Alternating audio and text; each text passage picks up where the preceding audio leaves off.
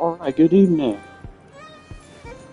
Tonight we're going to be doing Luna 2 story quest. So let's get on into it and hope y'all have a good time.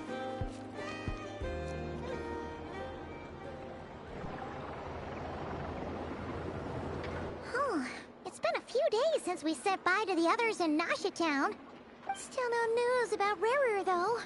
Where could he have slunk off to? If only he was gone for good. But with all the trouble he stirred up before, there's no way we've seen the last of him. Hello! You must be the traveler in Paimon? Mr. Flint has been looking for you. Unfortunately, there's been a serious wild hunt attack over at the quarry. He thinks it's time to regroup and figure out a plan. A wild hunt? Oh, uh-oh. We better get over there, right away! Come on, let's go!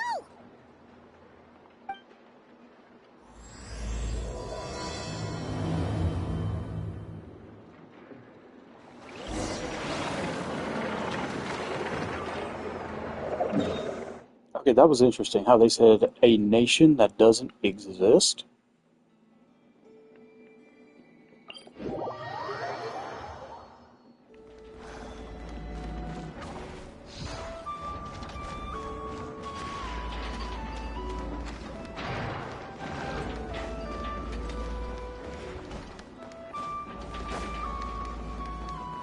Yes, that is my Nefertiti.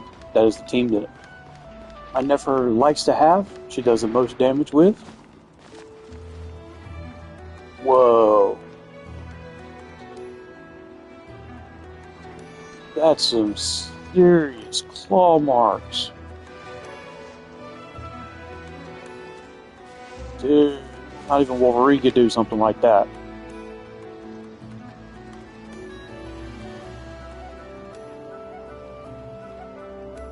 Wow.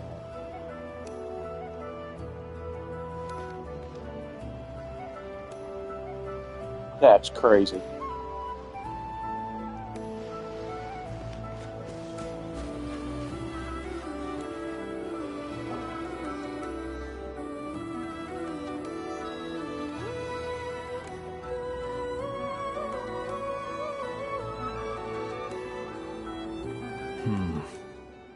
I can barely sense any Kuvaki at all. This whole area feels like a soulless husk. Looks like his appetite truly is insatiable. As if the power of that energy cannon wasn't enough. He's not seriously still getting stronger? What's his endgame here? Ah, everyone's here already. Hey, we made it. So, what's going on? As if you didn't see the giant claw marks on the side of a mountain. We've all been on high alert since we split up a few days back, expecting Rarir to strike again. But it's like he just vanished into thin air. No one has seen him nor found any trace of his presence. That is, until this morning, when a Ratnik found signs of wild hunt activity while out here on patrol.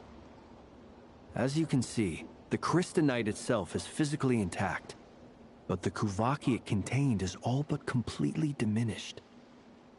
And we're sure that Rarir did this.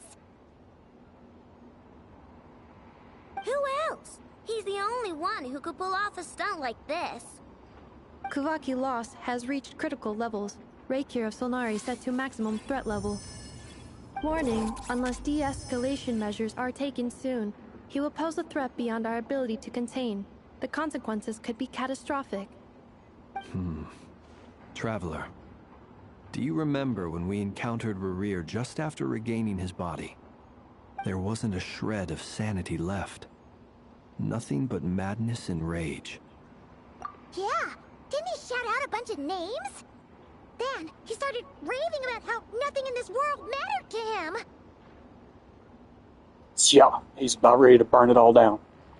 Oh, Paimon gets chills just thinking about it.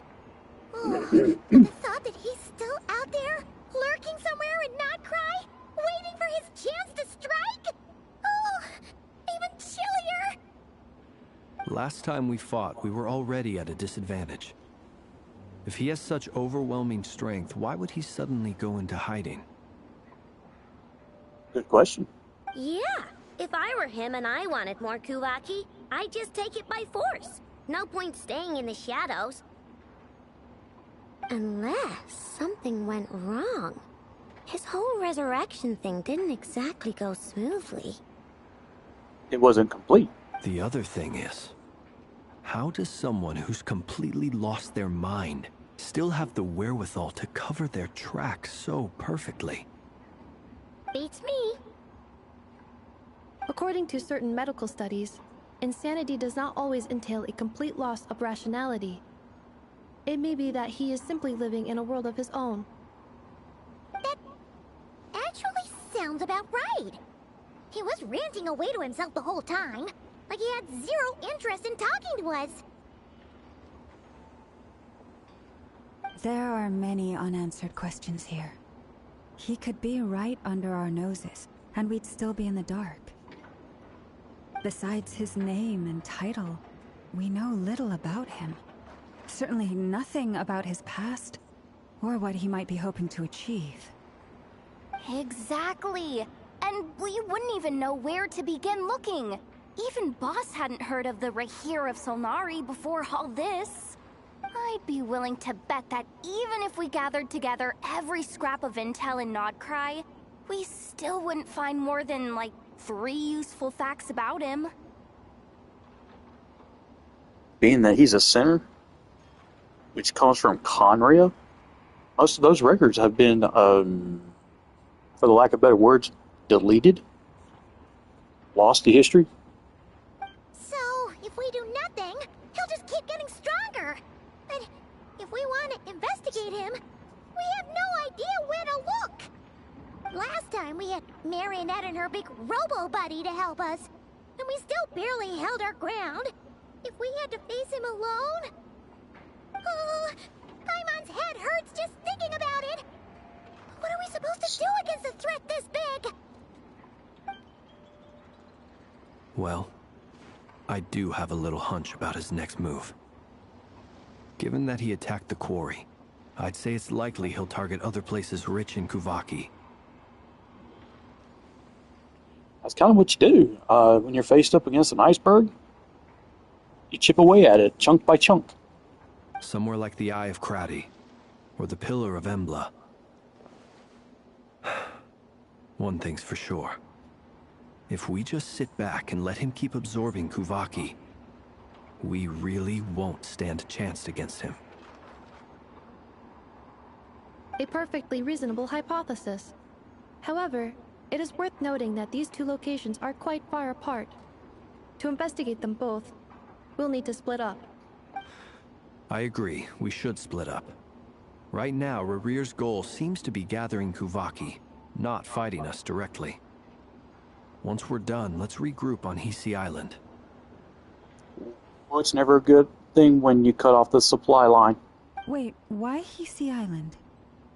If I recall correctly, your largest goddess statue was carved from Kuvaki-rich ore, was it not? That's right. Yes, it could well be a potential target of his. I should head back and start evacuating the pilgrims. And Circle gets the square!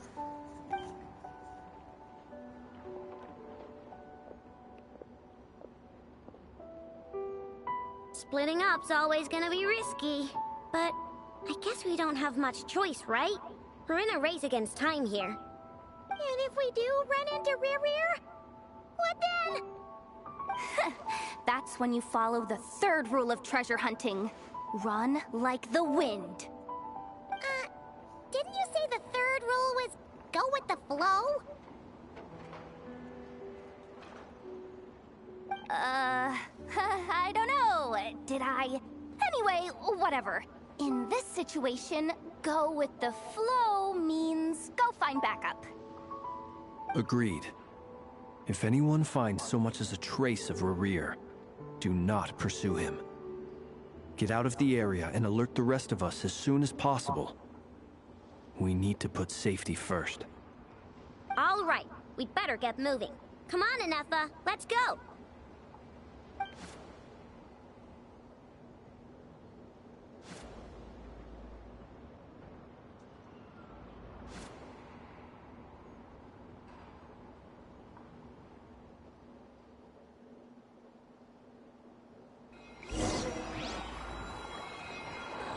Okie dokie. Go to the Frost Moon Scion's Enclave.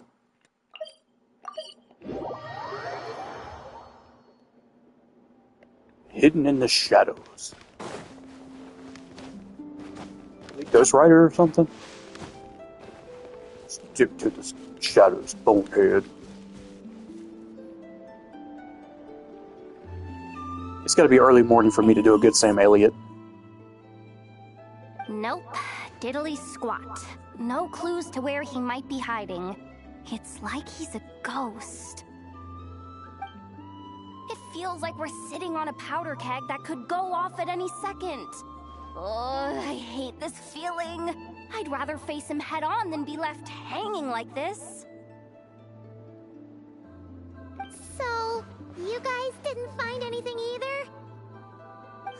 Not loving the word either. How about you, Flint's? I questioned a few Ratniki and eventually narrowed my investigation down to one suspicious individual. But by the time I got to his place, he was already gone. Almost as if he knew someone was on to him. Either that, or he's just extremely cautious and doesn't stay in one place for long. I'm gonna vote for option number 1. He's been biding his time for a while now.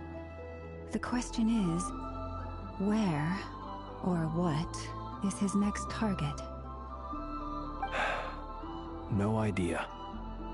Since regaining his body, he seems to have lost all interest in the fragment in my possession. If he did still want it, he's had plenty of chances to take it. All we can do now is hope that Ino and Anefa turn up some leads. Darn it, Rerir. If you've got the guts, come face me one-on-one! I swear I thought it was the other finger. I truly did. I had to do a double take. It's like, wait, what? Wait, he's actually here? I didn't mean it, I swear! No, it's coming from Silver Moon Hall. The Lady Kutar might be in danger. Let's get over there, quick! Not the damselette.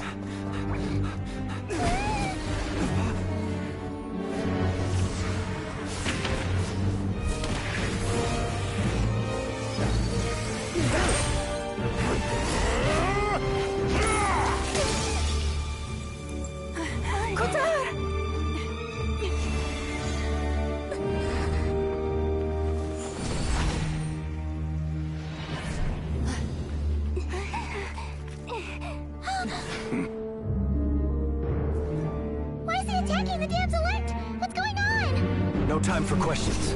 Stop him!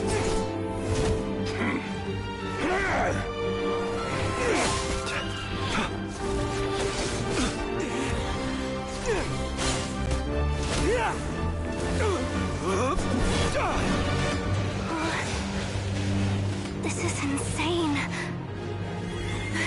Yehuda, get Kutar out of here! On it.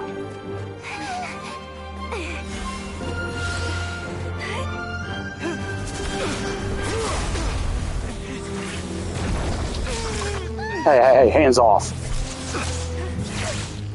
Look where your feeble light has gotten you. It's cool, you didn't ask. Shall plunge into darkness. Felindus, soon I will find a way. Watch out!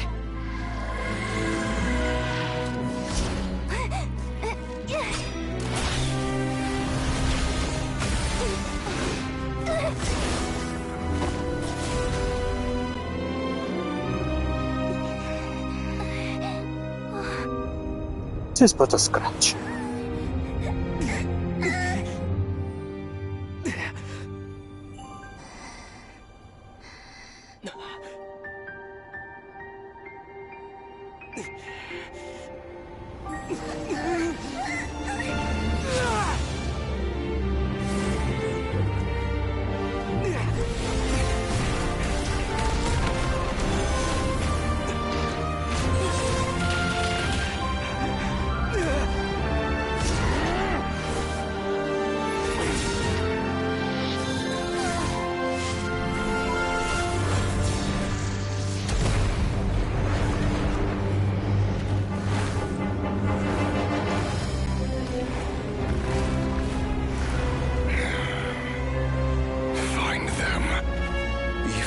means turning this place to ashes. Okay. The cinematics are really freaking awesome. That was too close. Oh, we barely made it out of there alive. What's that guy's deal? How'd he get so crazy strong? He's a threat to this entire nation. I doubt his strength could even be measured by conventional standards. I have a question. Uh-oh. When me and Anefa showed up, we saw him chasing after this lady like he wanted her dead. What was that all about? We weren't there for the whole thing either. They were already duking it out by the time we arrived. Yeah, we didn't see how it all started. It all escalated so quickly, we had no choice but to step in. Kutar, can you shed any light on the situation? I think I can. He mentioned a name. I'm not even going to try to say it because I'm going to butcher it. And the way he referred to find them or reduce everything to ash. Only a good, true villain will burn down the world for his lady. So it's got to be his girlfriend or wife or something. I'm putting money on it. Kutar. Cross-checking database. I see. So you're the one that the Frost Moon Scions refer to as the Moon Goddess? Wait, she's the moon goddess? Oh, no wonder she looks just like all those statues. Wow. There are many reasons why people might worship the moon, and just as many why they might despise it. I've never met that person before, but there was no mistaking his deep-seated hostility towards me. Why he holds me in such contempt, I cannot say. But since he hunts the power of the moon, it's no surprise that I am a target. Kutar. There are many potential motives. For instance, you help the Traveler escape his grasp. This could be his way of taking revenge. It is also possible that he covets the Kuvaki inside you, and seeks to take it for his own. The list goes on. But, right now, devising a counter-strategy should be our #1 priority. The likelihood of this location being discovered is close to 100%. A counter-strategy? But we don't stand a chance against an enemy like this. Surely our only option is to run. He's not gonna chase us to the end of the world, right? So as long as we can sneak out of Nodcry undetected... No, I can't say that. Come on, Yehoda. This is serious stuff. You can't suggest we all just chicken out. Running is our only option. Huh?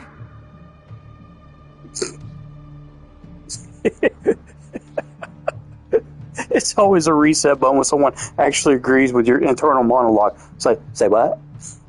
You seem surprised. But what other choice do we have? We are facing an enemy we cannot possibly defeat in battle. Well, I mean, yeah, but still. It's not too late. I can distract him, so you have plenty of time to make your escape. Wait, what? You're gonna act as bait? Doesn't that make sense? I'm the one he's after. There's no need for you to risk your necks on my behalf. But that's not how it works. A coyote doesn't stop for bypassers while it's howling at the moon. What is it, Loma? The Frost Moon Scions have already grown accustomed to life without their goddess. My presence here is no longer essential, and this is not my home, so you needn't ask me to stay. We can't just roll over and let him get away with this. That's not our style. Yeah, we can't just call it quits after everything we've been through together. Besides, she'd pretty much saved my life back there. If I just ditched her now, I'd never forgive myself. We can't overlook that you have saved our lives multiple times now. To talk of returning the favor would be a little crass for my liking. But suffice to say that we are friends, and friends look out for one another. We're all in this together. Rivers' true objective remains unclear. Even if we were to sacrifice Muskutar, there's no guarantee he would stop.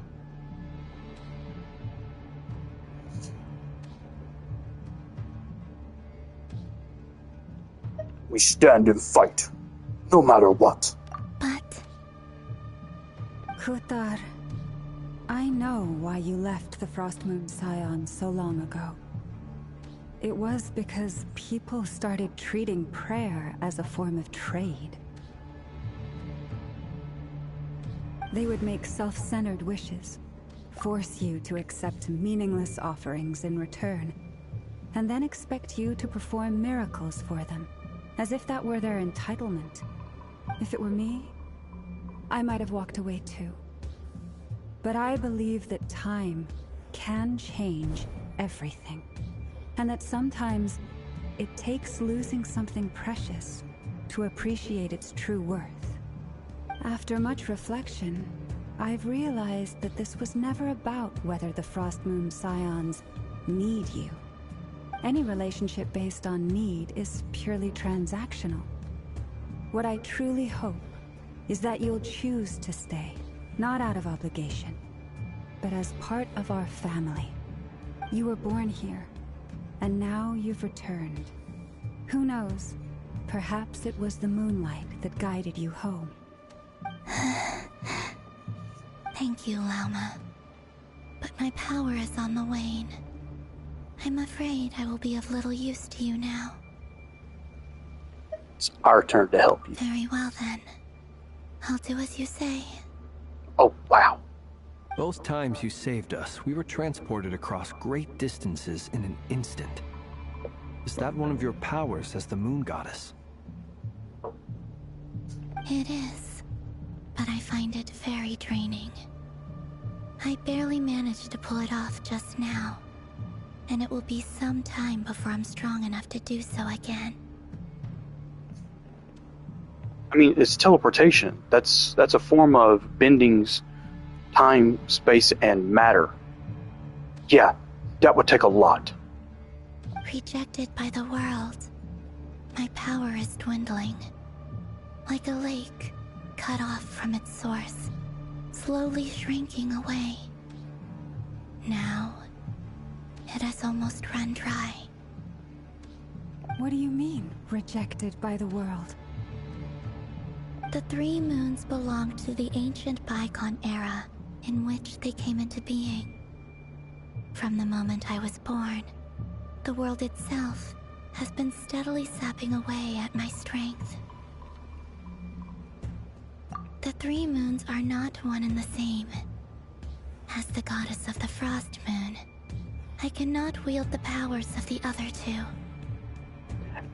And fun fact, I just recently found out that an actual frost moon is a full moon during the winter solstice. Yet moonlight has a way of blending together. Each can reflect the other's glow. So when our fingers touched, I was able to restore my strength by drawing Kuvaki from the eternal moon's marrow. But this method of recovery is painfully slow. If only we could find the... It's the Wild Hunt! Even faster than we expected. We'll have to finish this conversation later. I find it interesting that they call it the Wild Hunt when I personally would just yell, "Zombies!" See how those Wild Hunt creatures are running away from us. They're likely just a scouting party, which means Rerir won't be far behind. Then what are we waiting for? Let's get the heck out of here!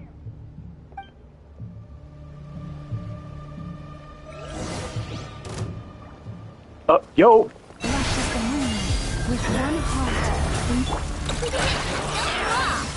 Beware the creatures of the night. Oh, we just keep coming!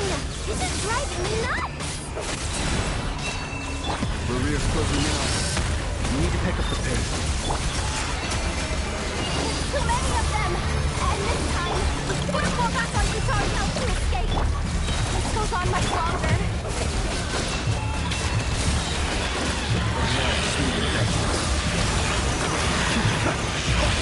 Preparing for Duska. Luna contains initiative. Lush as the moon, with one heart, deep flow. Be silent. Close your eyes. Fear the dark. Beware the creatures of the night.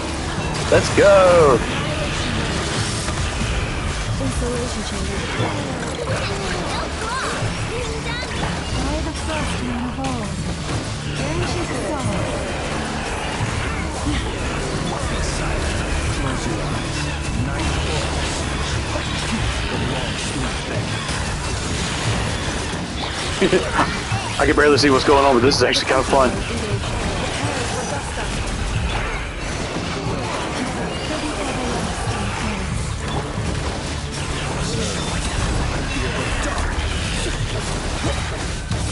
Close your eyes.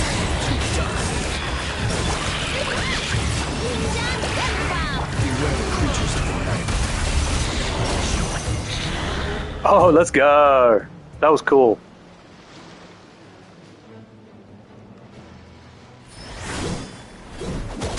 No.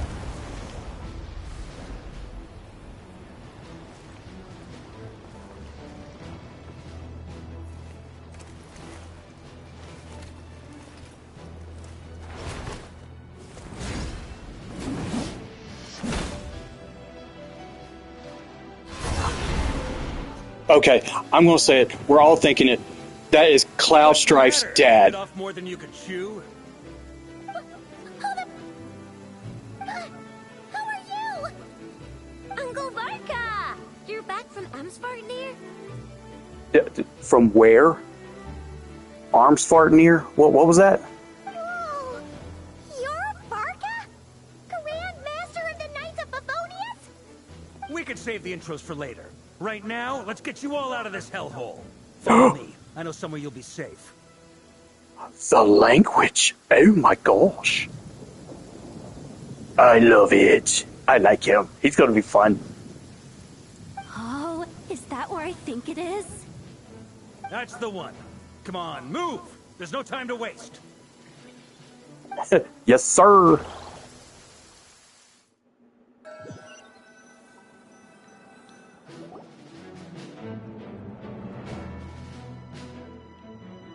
Wow!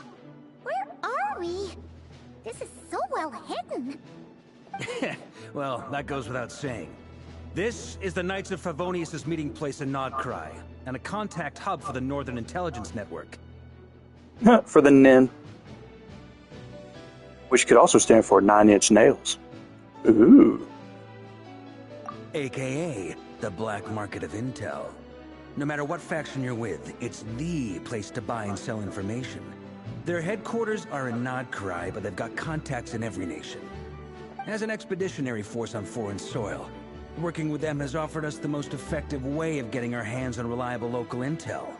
This is where we meet, so naturally, it's secure. Anyway, where were we? Folks from Nodcry should be pretty familiar with me by now, but I believe this is the first time we've met. Allow me to introduce myself. I am Varka, Knight of Boreas, and Grand Master of the Knights of Favonius. Dun da da da. We've heard all about you. This meeting's been a long time coming. Yeah. You look way younger than Paimon expected. But you definitely have that Grand Master vibe. Well, I'm no spring chicken. Just not showing my age yet. Definitely feeling some of that back pain today, though. Rushed back from Amsvartnir without a wink of sleep, only to get right into another fight with that freshly revived maniac. That is such a weird name. Amsvartnir.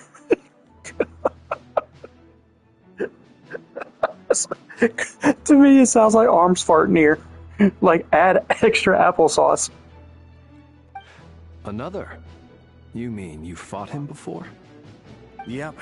He wasn't nearly as strong back then, but he was still a formidable foe. I brought some of the knights along to give him a little surprise, but he saw us coming from a mile off. My squad took heavy injuries, and I barely made it out alive myself. We knew it might have been our last chance, so we staked everything on it. But still, it wasn't enough to stop him. I tried tracking him down afterwards, but he didn't leave a trace. Even in his unhinged mental state, he's as cautious as any trained operative. Yeah, but he's cracked out on Kuvaki. So, I decided to come find you. And as luck would have it, turned up to find you being ambushed by the Wild Hunt. The rest, you already know. Is that why he's been frantically absorbing Kuvaki these past few days? Because he sees you as a threat? Nah, he's just eating Kuvaki like I eat tacos. Num num num. Maybe I'm part of the equation, but even if I weren't, I'm sure he'd still be gathering power. He's clearly working up towards something. Note to self, Uncle Varka's strength rating officially upgraded. Guess it's my turn to ask questions now.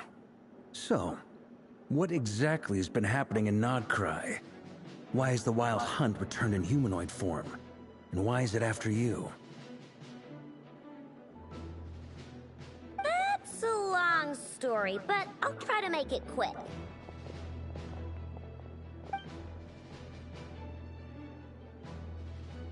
Wow, I had no idea so much had happened. Sounds like you guys have really been through it. So, the Kutar is actually a Fatui Harbinger. And all this Wild Hunt activity in Nodcry is the work of the Raker of Solnari, one of the 5 sinners. Ooh, that's a lot to take in. Need some time to wrap my head around it all. I'm truly sorry, Mr. Varka. You stood with us against the Wild Hunt, and did everything you could to stop it from escalating into a full-blown catastrophe. And then, the one time you're away, it all comes to a head and all your hard work gets undone. You've got nothing to apologize for, Miss Moonchanter. You can plan 100 steps ahead and still slip up. That's just life.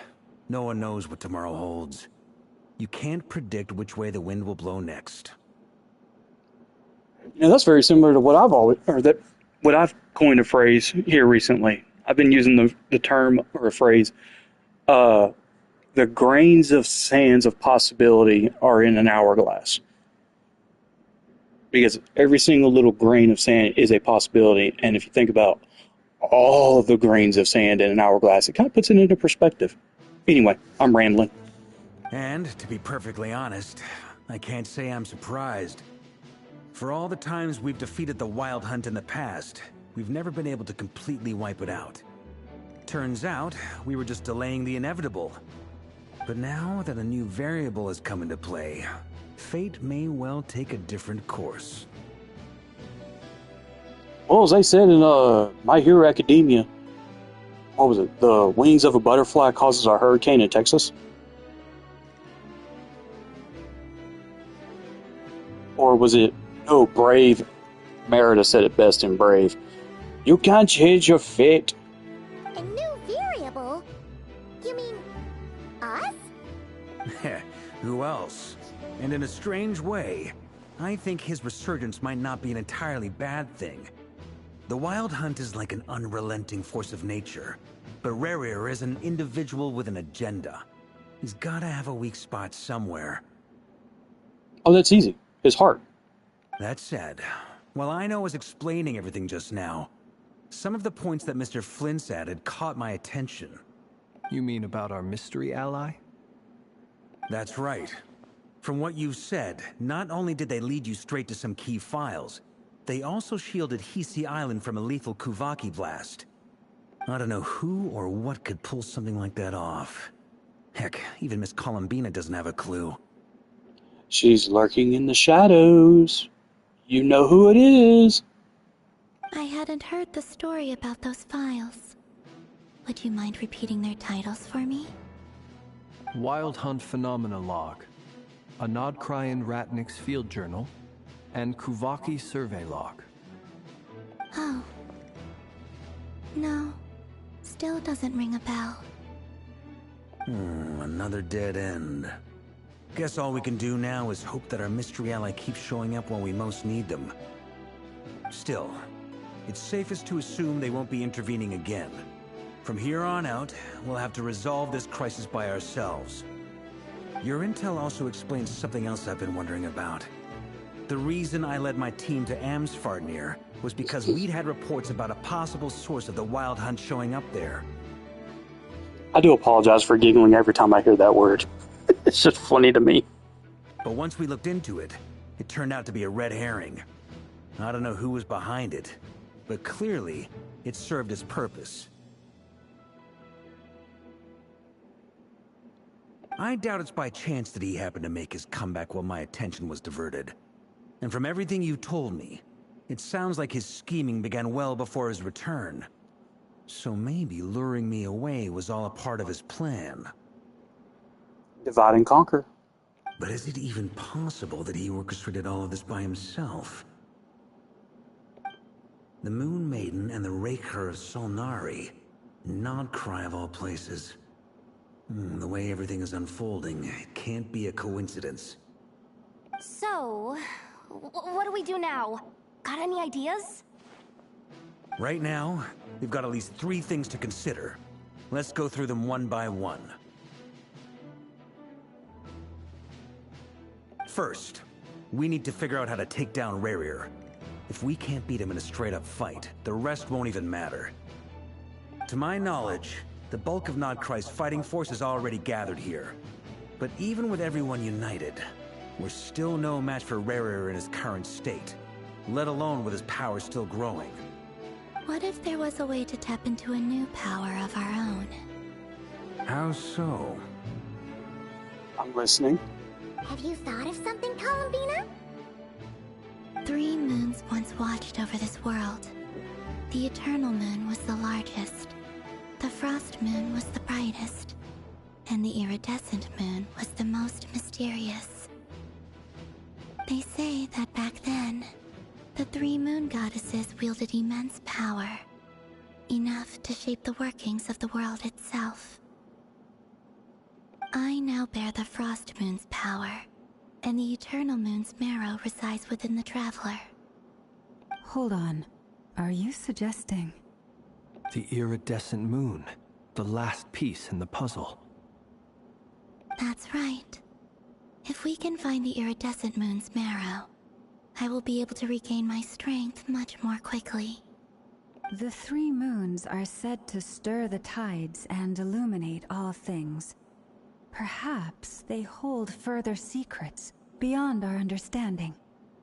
Okay, the way they keep talking about the 3 moons and the connection of the 3 moons, for me, it's beginning to sound like the Triforce. Just saying. According to my analysis, this solution is feasible. However, it is subject to one major condition. How do we locate the Iridescent Moon's marrow? And that's the $1,000,000 question. I know a way, but we will need to visit the Fatui's Experimental Design Bureau. Oh no, we gotta go back to that heifer. The Experimental Design Bureau? Are you saying we need to involve Marionette? Blah. Bad taste. Yes. I must speak with Sandrone. It's a long way from here to the Experimental Design Bureau. There's a high chance you'll be spotted. You shouldn't go alone. Then that's settled. Next up, our second priority. Somehow, we need to figure out Rerir's end goal. As you saw for yourselves, when he was still in his Wild Hunt form, everything he did was for the sake of recovering his body and resurrecting himself.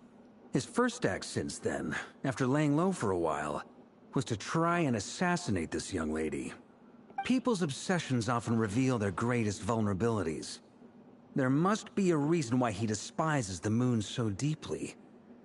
Perhaps it sheds some light on his title, the Raker of Solnari. The Wild Hunt has plagued Nodcry for centuries now. If we want to stop it for good, we have to get to the root cause of what's driving it. It's true. We still know very little about him. If Kuthar hadn't given us that lead, we wouldn't even know his name. But where would we even start? I doubt even the Intel Queen of Nokrai has a clue, and she has info coming out of her ears. Oh? That's a rather hasty conclusion for someone who's so painstakingly meticulous when it comes to dealing with machines. Ah, she heard me.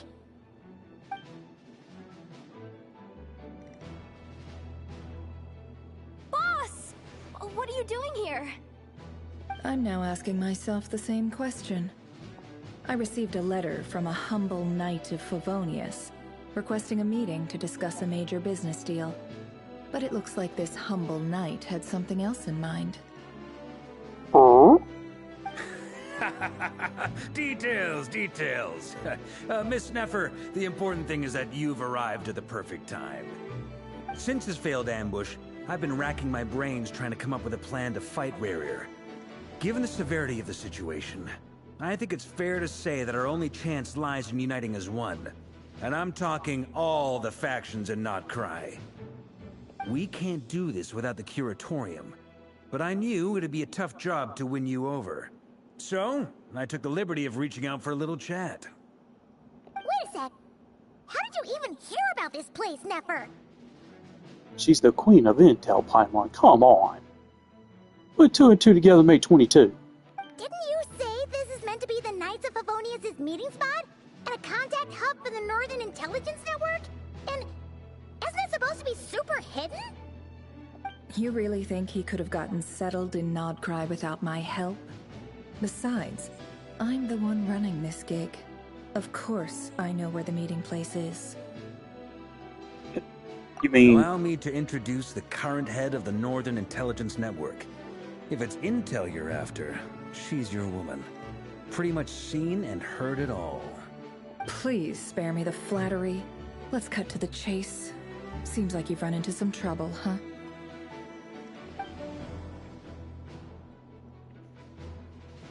Well, this certainly qualifies as an unforeseen crisis.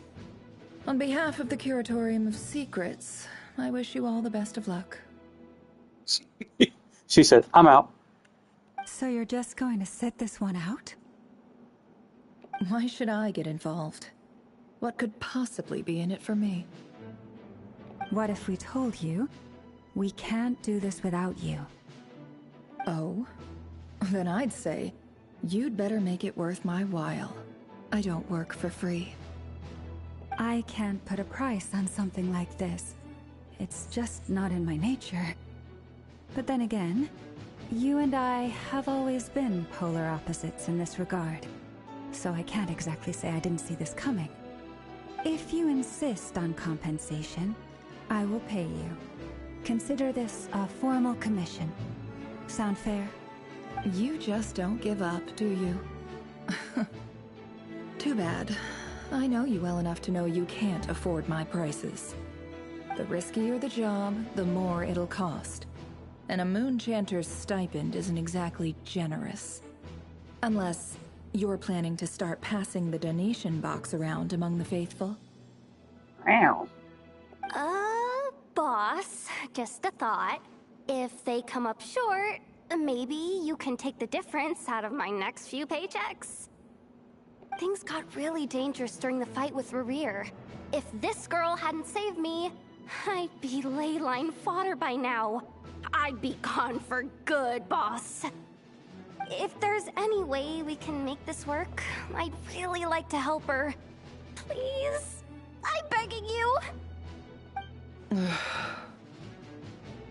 This is why I'm always telling you never accept favors.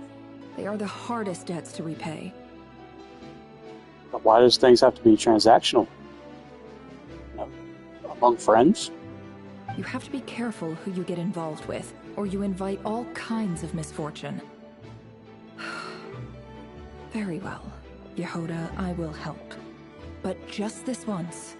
Don't count on this happening again. Aw, she does have a soft spot. Flynn's. That fragment that Rerir was after. Do you still have it on you? Of course. Let me borrow it. I need it to follow up on some leads. Wait, you actually have some leads? Shh.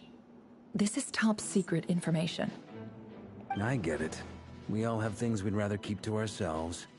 Plus, I know we can count on you, so we'll leave the intel gathering in your hands. And that brings me to the third and final item. We need to find a way to distract him. We need time to make our move, so someone will have to stall him. I'm in for this part, no matter what. Anyone coming with? Well, what about your bad back? Count me in too. Come off it, you two. Quit playing heroes. Way to call him out! I'm way ahead of you here. Enough did a scan of the Moon Goddess's Kuvaki signature, and we're gonna use it to make some decoys over at the Krumkake craft shop. Anyone who's in, follow me. Once they're ready, we'll deploy the decoys across Nogcry. So as long as the rest of you keep moving, he won't catch on to your scent and won't be able to track you down. I like it. Genius idea. No biggie. All right then. We'll split into 3 teams. Once your team has finished their mission, return here and wait for the others. Dismissed!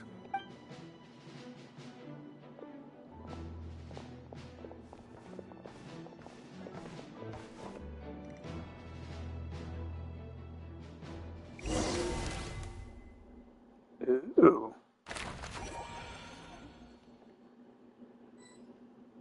This is new.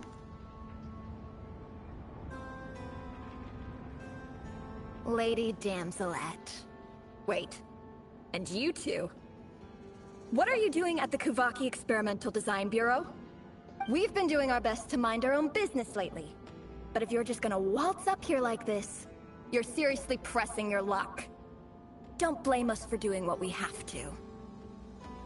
It almost looks like she has 2 eyebrows. Get some sleep or get some coffee, one.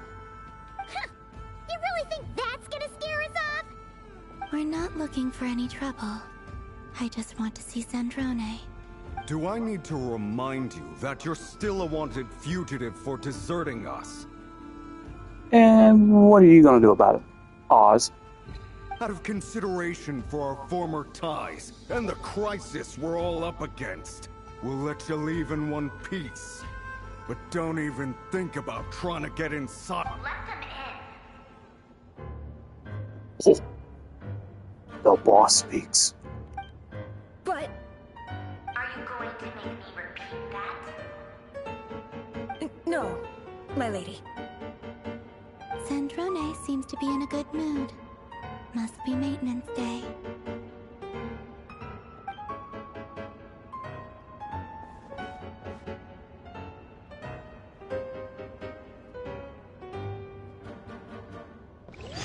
That's a good mood. I'm curious on what a bad mood would look like.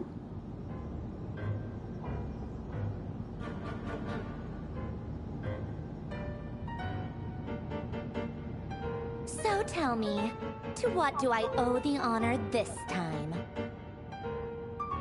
Actually, before you answer that, just so we're clear, we're not Careful, colleagues cameraman. anymore, Columbina. I don't owe you anything. I promise it's nothing big. It seems like you've gotten the wrong idea here. The only reason I let you in was because I was bored. It seemed like a way to kill some time and satisfy my own curiosity. Okay, I'm gonna ask this one question. Who else agrees with me that she's gonna be Geo if she's released as a playable character? Just by her color scheme. I don't see a vision, I don't see a moon wheel or anything. But it's kind of like, she's got to be Geo. Whatever miscalculations I may or may not have made in the past, I haven't lost the plot enough to even consider sticking my neck out for your sakes. I'd like to speak with Arlecchino. Is that what? Who? Huh? What? My sentiments exactly. Huh? You mean the knave? I'd like to speak with Arlecchino. Is she in Nogcry? Bro. No, she's not. Once the work on this facility was completed, she went back with the Rooster and Regrator. The only ones in Nogcry are me and... What is it you need to speak to her about anyway? And who? Dottore?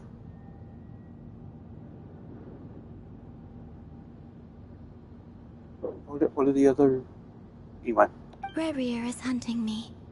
If I'm going to face him, I must first retrieve the lost moon.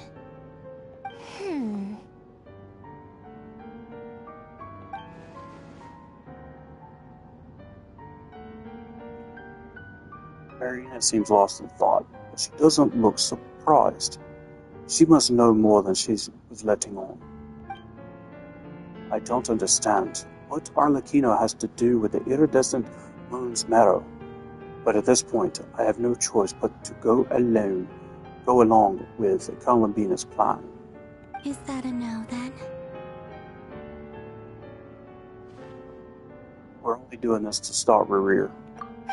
As if I need reminding. I was this close to settling things with him before someone decided to whisk me away to their weird little garden.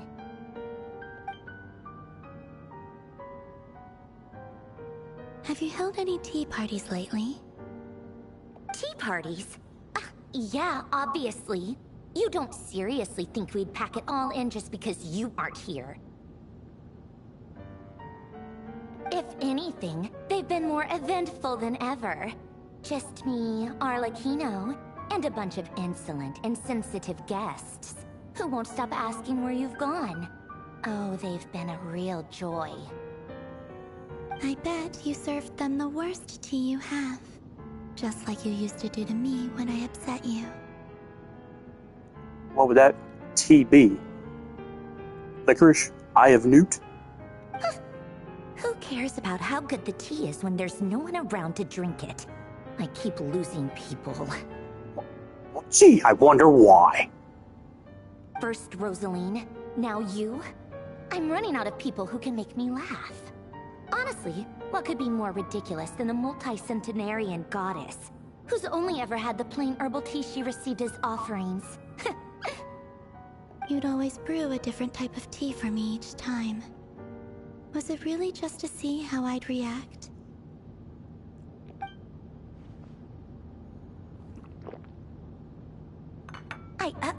Well, duh. Why else? Watching you squirm was practically my only form of entertainment. Okay, if we're talking types of tea here, mine personally is lemon ginger with a tad bit of honey. So good. And it's great for the throat.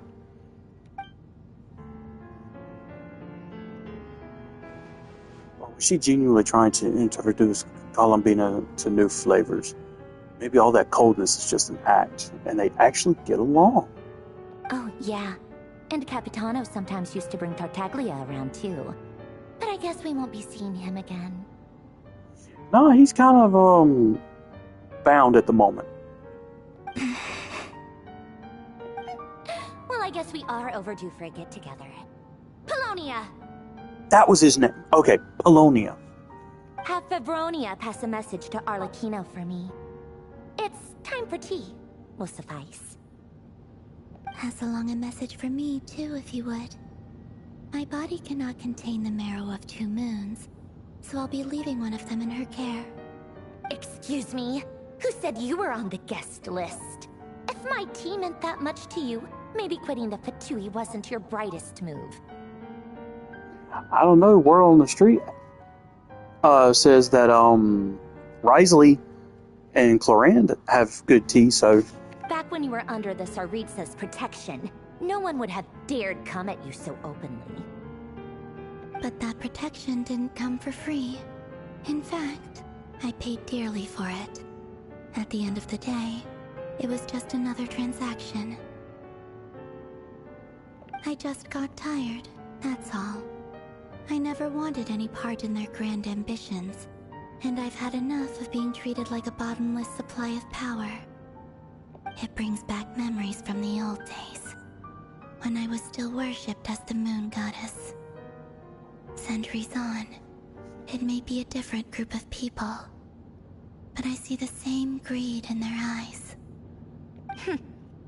I figured you'd leave eventually. You didn't have as much of a reason to stay as I do. The Tsaritsa gave you shelter and protection, but that was it. Nothing more, nothing less. Meanwhile, the Fatui demanded everything from you in return, until it was more than you could bear. I get why you left. And frankly, I have no interest in dragging you back just because the higher-ups told me to. See, I don't see a moon wheel. But if you keep hanging around with this riffraff, the next time we cross paths, we might be enemies for real. Okay. She says that, but she's the one who just caved in and agreed to help Columbina. Guess that's our cue to leave. Yep, let's go. That might be your plan. But it sounds like someone else wants you to stay a little longer. Huh? What do you mean? Listen.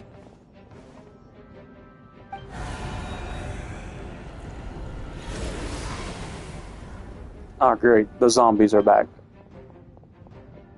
My lady, it's the Wild Hunt. A horde of monsters is headed straight for the facility. Another uninvited guest trying to crash my tea party. Clear the area. I'll handle this. Ooh. Wait, what? You want us to leave you here by yourself? Huh. You'll be lucky to make it out of this alive. You really think you can afford to worry about me? Go on, get out of here.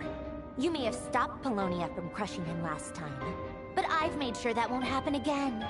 The entire Experimental Design Bureau is rigged for war. In the words of Deadpool, grab your socks, nerds. It's about to get good. Stay and watch if you want, but it'll be at your own risk. You're not flagged as friendlies in the weapons system. Just be careful, okay? Don't tell me what to do! Look, if you're leaving, make it quick. Or you'll just get in my way. There's a secret passage on the second floor. It'll take you right to the plains out back. Stare all you want, Columbina. You're not getting another invitation to my tea party. I know. But thank you anyway, Zandrone. This is exactly why you shouldn't hang around with those people. All their melodrama and sentimental nonsense is rubbing off on you. You know you like it.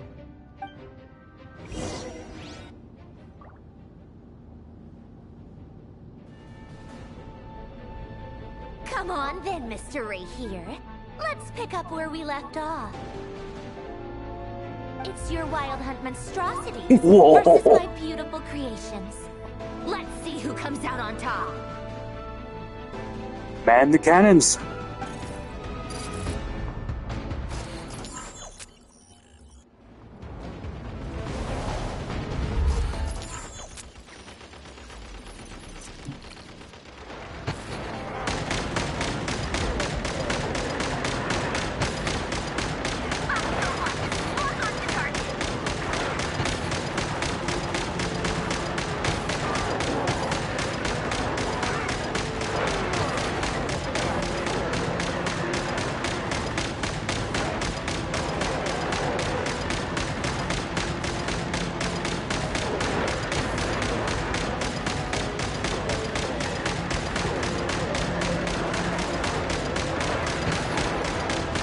Let's go.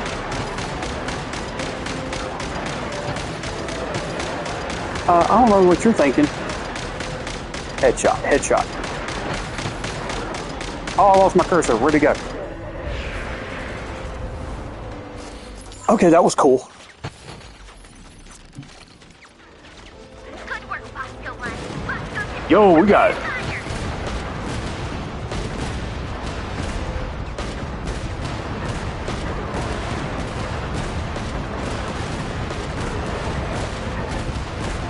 At least they did the physics right, man. This thing's kicking like a grand horse. Clydesdale, that's what I'm trying to say. Clydesdale. Boom goes the dynamite.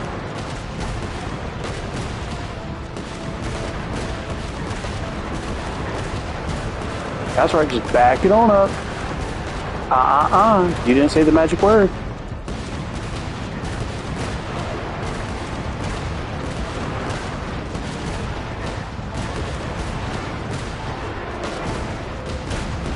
Oh, zombie kill of the week. Headshot, spread shot. Oh, dude, we got a sniper now? That is cool. Oops.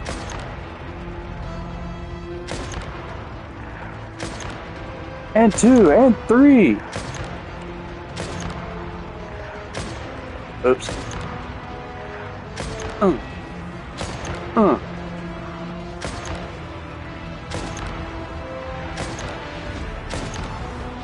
Okay, this is really cool.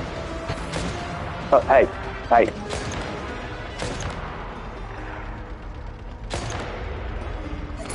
was like, how close can I get to that corner? Get in there and hold on. Yes, ma'am. Yo. Hey, back it up. Back it up. Back off.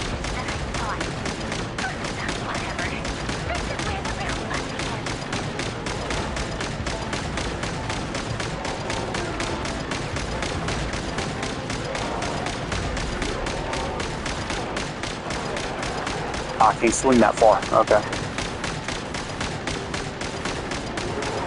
Oh, big ugly.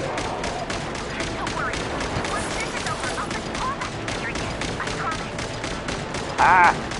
Can't turn that far.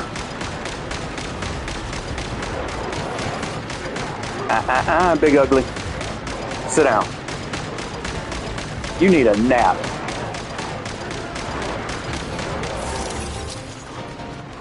Uh-oh. No! Finally, the ranger himself. Time to... No! Huh? Where'd he go?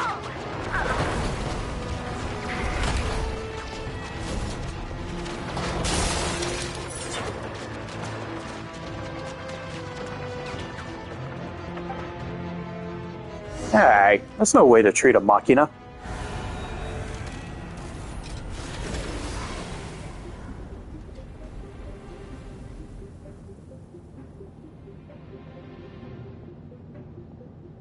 Dun dun dun dun dun dun dun dun. Staring contest. Polonia, get him! I've upgraded Polonia again since our last encounter, and uploaded every last scrap of your data. So let's finish this once and for... She's not here. Where did she go? Hey! Over here, you big... Curse it, Moon. Go. Keep searching. She cannot have gotten far.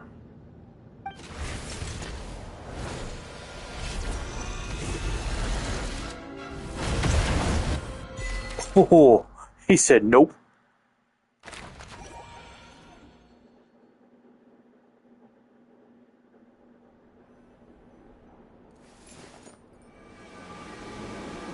We finally get to see behind the door?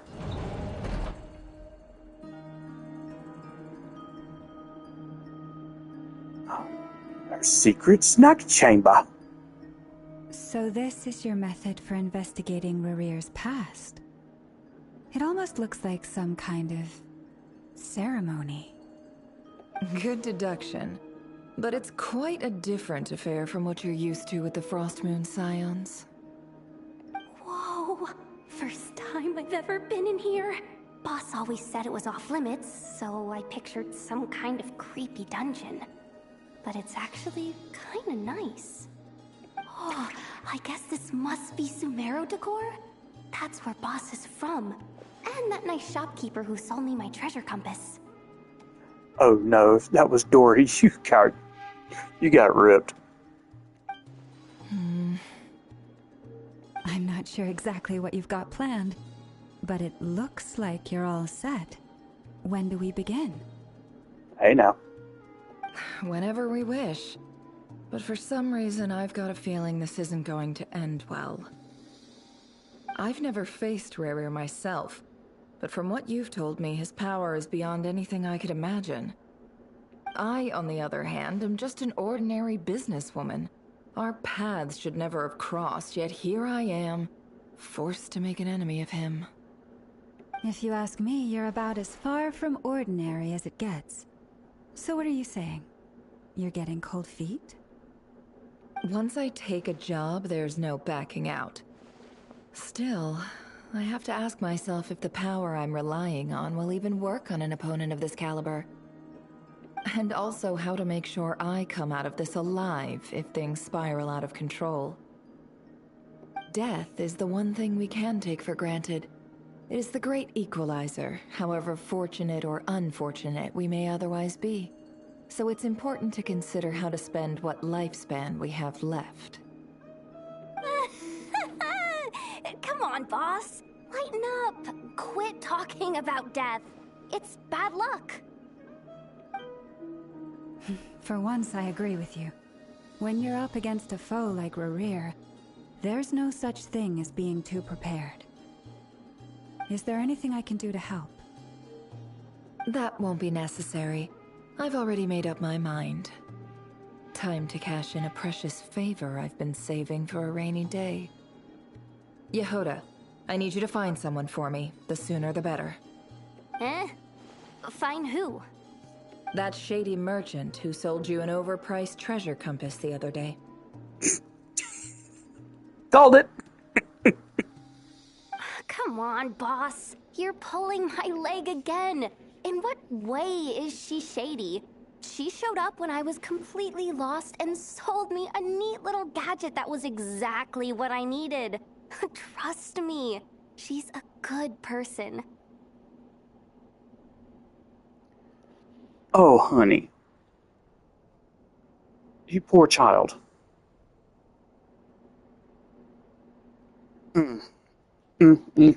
What are we gonna do with Yehoda? Whoa. What's with the look? I know who you're talking about. Don't go anywhere. I'll be right back.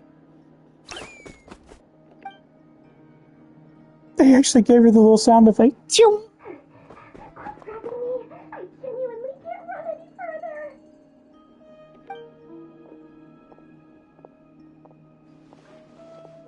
Hey, aren't you? What is it? What's the big rush? You dragged me out of a dream where I was literally swimming in Mora. I'm charging double my usual attendance fee. Oh, dear Lord. Dory, I swear. See, look how easygoing she is. After that rude awakening, she could have completely snapped at us. But instead, she kept it together and just asked for an extra fee. Double. Not just extra.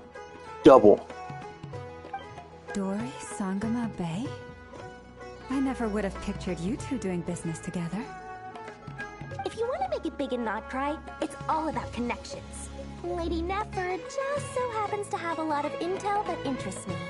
And she also did me a big favor in the past. She runs on IOUs. It was back when I first arrived in Notcry. My trusty assistant, the genie in my lamp, had an adverse reaction to the Kuvaki and fainted. And wouldn't you know it, that's when I suddenly find myself in a life-or-death situation. Good thing my compatriot was there to swoop in and save the day. I've been giving her a 30% discount off all of my goods ever since. Now, so that no one here feels left out, I'm willing to extend a 20% discount to fellow friends of Boss Nefer. Wow. Plus, any other friends you send my way will enjoy 10% off. What can I say? The great Lord Sangama Bay is nothing if not generous. So, let me guess. You've run into some trouble. I've got everything you could possibly need, and the more you buy, the more you'll save. I find that hard to believe. You guessed correctly. What have you got in the way of survival gear? Huh? The one type of gear I've never been short on. What are you looking for? A jetpack fresh from the Academia's labs? An ancient suit of armor dredged up from the bottom of the sea? At the very least, I need to know what kind of opponent you're dealing with here. If even you're worried about staying alive, it must be pretty serious. What if I told you it's someone with the power to bring a nation to its knees? What, COVID? Is that so? Then we really are talking top-shelf treasures. I don't have anything like that in stock right now. I'll have to ask my supplier. Isn't that how it always is? Oh, we don't have it in stock, but we can order it. Your supplier? A powerful woman, make no mistake. I can't reveal her identity, but luckily for you, I hear she's planning to visit Notcry in the near future. If you're willing to wait, I can ask her when she's here. Can't say exactly how long that'll be, though. Then, let me put it another way. What would you do if you encountered an enemy like that? Roll over and serve yourself up on a silver platter? Of course not! I have a handy little trinket from one of my generous suppliers, which... Hold on. What exactly are you getting at? No, no! This is for my personal use only! Let's just say I'm borrowing it, all right? Just for insurance purposes. You'll get it back later. Ooh. Favors are the worst kind of debt to owe, and now you've got a chance to repay one.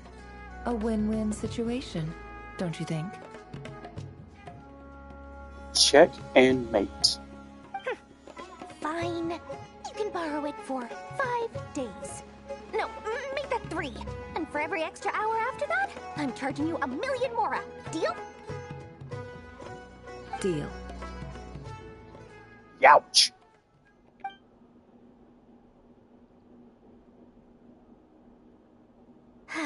What a way to start the day.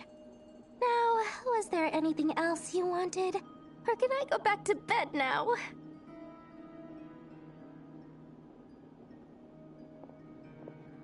That will be all. Take care now. Don't trip up on your way back, friend. See you later! You're my favorite shopkeeper.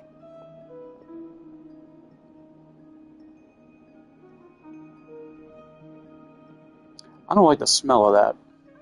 Something's fishy. Excellent. Everything is well and truly ready. The ceremony can now begin. After initiating the ceremony, your minds will follow me wherever I go. You will see many strange things in your mind's eye. Oh, the Millennium item? So remember, don't be frightened, and don't make a sound.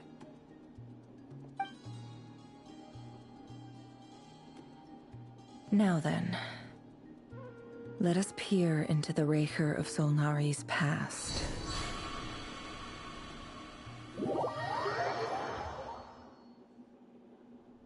Oh, magic is afoot. I made it. I don't recognize this style of architecture. Must be Conrian. Simple furnishings, table and chairs. It's a more ordinary house than I might have expected. Looks like the fearsome Raker of Solnari came from surprisingly humble beginnings. Unless this passed for luxury in Conria. Unlikely. It was said to be a very prosperous nation in its heyday. Anyway, I'll keep exploring.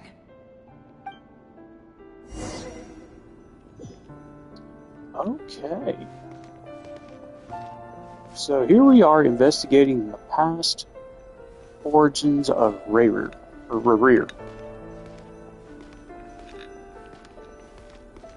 A clue, a clue. A handwritten note. Hi, Rerir. Since you're working extra hours tonight, I thought I'd keep myself busy by checking out that new kebab shop. I've heard good things about their menu. I'll test it out, and if it's as good as everyone's saying, let's go back together sometime. P.S. New stash from the Universitas Magistrorum. I brought some goodies home. A few teacups and a pin rack. Hope you like them. Oh, that certainly was a mouthful. They didn't sign their name, but they must have been close. Sounds like they were living together.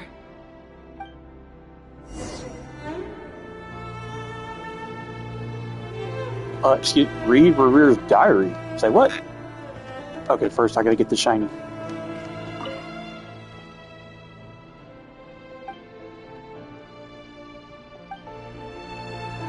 Oh, okay.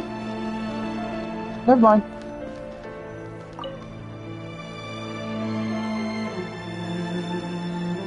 I went over to Joseph's for drinks today. They have a fine collection, but I went alone. Felindis was tied up with something and couldn't make it. Joseph asked why I came alone, but I didn't really have an answer. He then went on to ask about other things. If you ask me, someone who asks that many personal questions is too nosy for their own good. But if he invites me again, chances are I'd still go. Okay, so he's guarded. He has a friend named Joseph. I wonder if Joseph's wife is Mary. That would be nice. The Lindis. That's the same name Rerir mentioned. The Lundis. Okay. Crane imports keep falling. If things don't pick up, we'll soon be back to meat and mushrooms only. Honestly, I'm not a huge fan of that new type of mushroom everyone's been into lately. Didn't it start out as a lab-grown variety? I heard it's even mildly corrosive. Seriously, why would you even eat something like that? Because it gives a mild, tingly, spicy sensation. It makes the tongue do the lambada. I don't care if it's an impressive feat of alchemy. That just isn't the kind of thing I like to eat. No. No. Natural grown food, yes. Absolutely. No GMOs or anything like that. Grain has to be imported, and they're eating a diet of mostly meat and mushrooms. Could it be because Conria is underground, so it doesn't get much sunlight? Now that's an interesting thought. That would explain why they use so much stone in their buildings. They even use alchemically modified strains for food.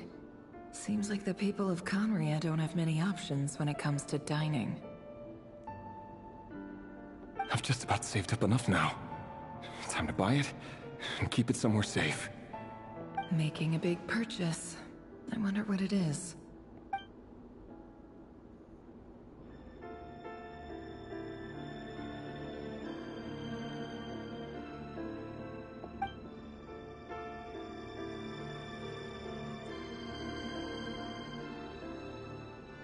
He really is a professional.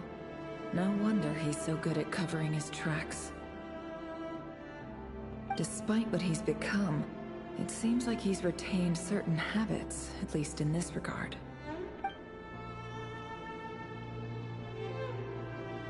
Yeah, those are core value traits. It becomes part of your person. That's just a part of you. Near the end of the diary, you notice a page with a shallow indentation along the bottom. The previous page has been torn out. For now, its contents remain a mystery. Did Rerir rip it out himself? But pen marks like these leave a trace. With something like charcoal to add some color, you just need to find the right angle. Nefer looks around. She sees fine charcoal pencil on the desk. Before long, she has restored the missing words. Compared with the forgettable handwriting from before, these lines have been scrawled in a rougher, more haphazard way, as if the person who wrote them was in an emotional state. Before I met you, I was convinced that my heart was nothing more than a stagnant pool. The Dead Sea? The burial place of a fallen moon. A withered, windless grove where the waters rested forever unrippled. Okay, he's a poet. It was you who helped me see that my heart hadn't entirely withered away. that it could still beat to the rhythm of love. This is just trivial sentimentality from the looks of it. Why would he go to the trouble of hiding that? The burial place of a fallen moon.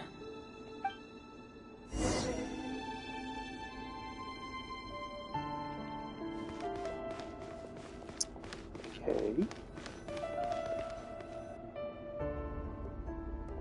Reverie, over here. Dainsleif?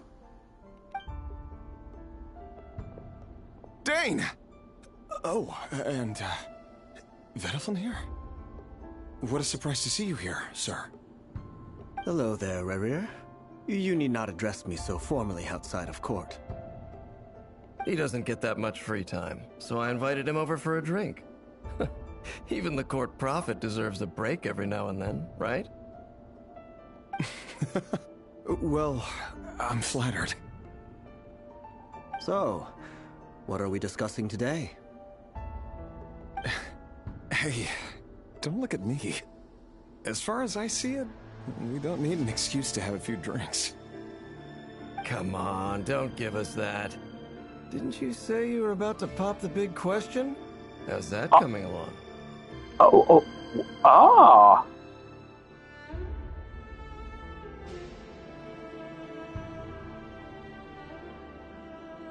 I know, right? It's actually styled kind of nice.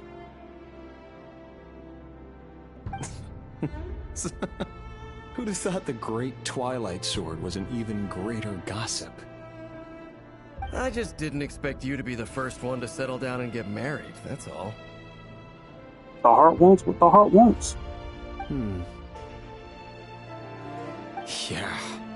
If you told me that a few years ago, I wouldn't have believed you either. So, are you planning to come clean about your job then? I'm guessing you still haven't told her. Sure, I'll have to tell her at some point. But I'll need to pick the right time and place. To be honest, I have no idea how she'll take it. Best solution? Just be honest. Come on, stop being such a pessimist. For all you know, she could be thrilled. I bet she'll be much more impressed by your actual job than the one she thinks you're doing now. A member of the King's Guard. Quite the cover story. Does the king himself even know? Of course he does. Anyway, enough about me. How have you been? Me? Same old, same old. Nothing much to... Huh? Okay. Deflection. What's up, Ved? It's nothing. Vedaflin, Dainsleif's elder brother. Renowned throughout the court of Conria as the Visionary, and said to possess a wisdom far beyond the reach of any ordinary man. Okay, so he has foresight, so he saw something. And yet, despite the gulf between us, he seems to have something to say about me.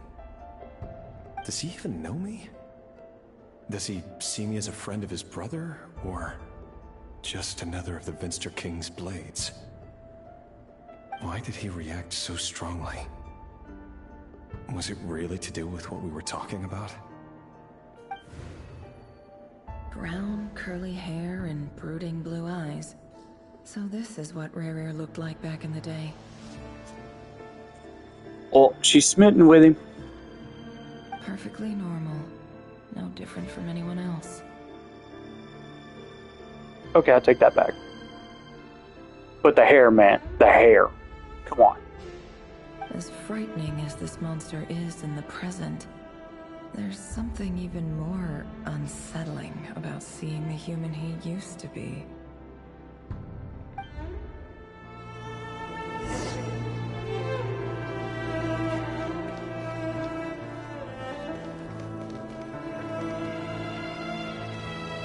Whoa, check that out.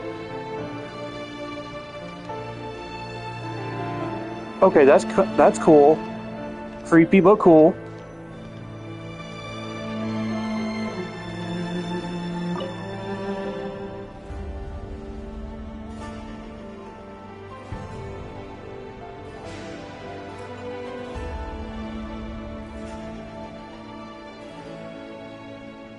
Felindis?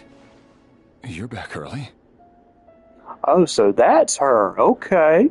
Our equipment's being serviced today, so I got off earlier than usual. How's your day been? Yo, I like her eyes. Look at those colors. Okay.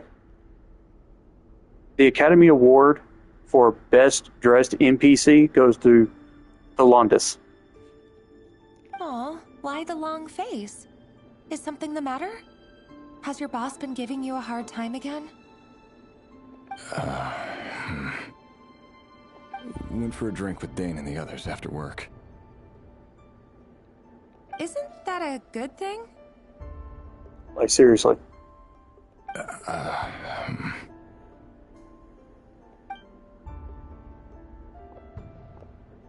Bro.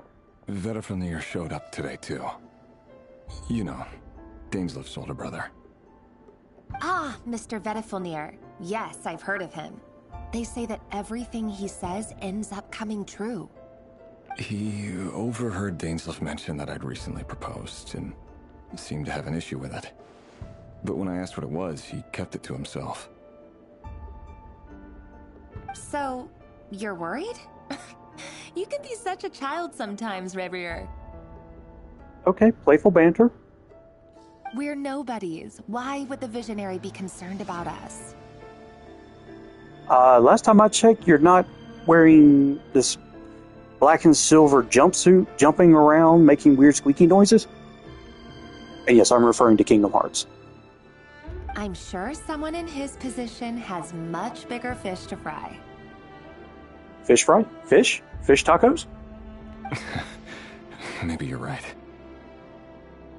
Relax, dude. She likes you.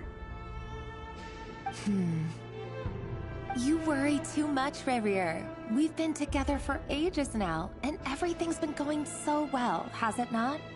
You've even proposed to me. Mic drop. There you go. So, you do remember. Tell me then. What's your answer?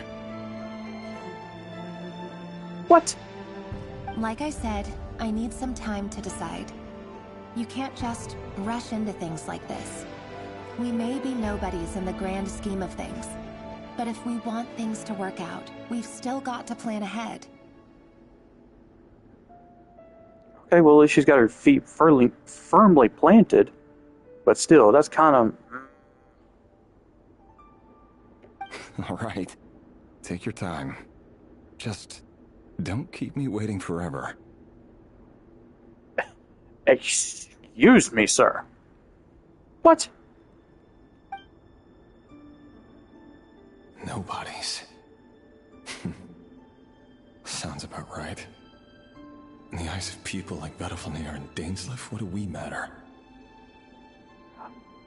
Okay, this is starting to sound like perfectionism.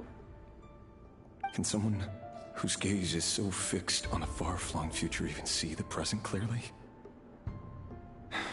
Besides, try saying that 5 times fast. His fate rests with the king and his inner circle. Whatever I do, it won't make much difference. Yeah. Pessimistic attitude. Doesn't hold himself to high regard. Yeah, that's about perfectionism. Meanwhile, every idea they come up with and every decision they make, it affects everything. These days, the king is lost in his research, and the purge of the Crimson Moon bloodline grows ever more intense. Purge of the Crimson Moon bloodline?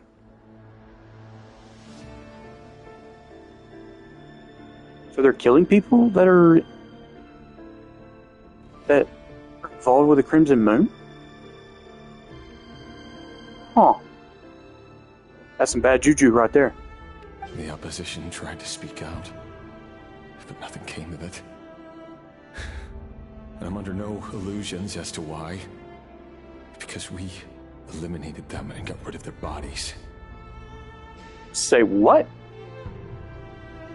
A man can have 1,000 reasons to carry a sword, but there are few good excuses to use it. Yet the king has never even considered a gentler approach, and He never will.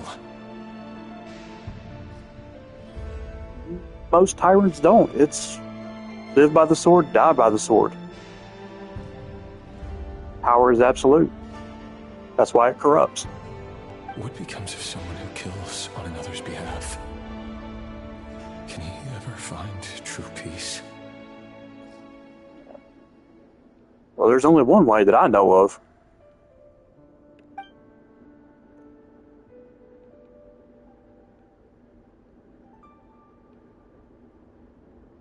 Felindis?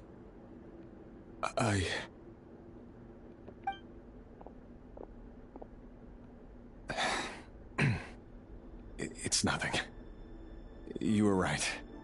Fate has never smiled upon nobodies like us. But by the same token, it's unlikely to bear a grudge against us either. Now, I respectfully disagree with that statement. Fate has never smiled upon nobodies like us. The reason why I say that is because they are together. Is that not enough? Like, seriously, come on. There's no reason we can't keep living happily together, cherishing the simple joys of each day as they come. He's got it. See? You just need to stay positive, Revere. I can feel your warmth, your breath. You're right there, right by my side. Here, here. Here, here. Just seeing you makes me happy in a way I can't explain. And that's something that no one could ever take away from me. So smile, my love. Let go of that frown. In the words of Felix Jr., gives me the honey glows. You're right, Felindis. I've just been overthinking things. He admitted it! That's better. Getting caught up about things like this will only ruin our evening. Speaking of which, all set for the ball tonight? I need to go get ready. Ball? Ooh. Fancy schmancy dressings. You go ahead. I just have a few things to take care of, then I'll come join you. Even busier than the big shots, huh? Fine, I'll go get started. But don't be late. If you keep me waiting too long, I won't be a happy bunny. A happy bunny, eh? Relax. I'll be there. Seriously, though, you drive a hard bargain. You're really gonna leave my proposal hanging and still expect me to take you to the ball? Absolutely. Well, that goes without saying. I already told everyone I'd be coming with a dance partner. Besides, they're two completely different things. Let's take it one thing at a time, all right? Pulling the strings, eh?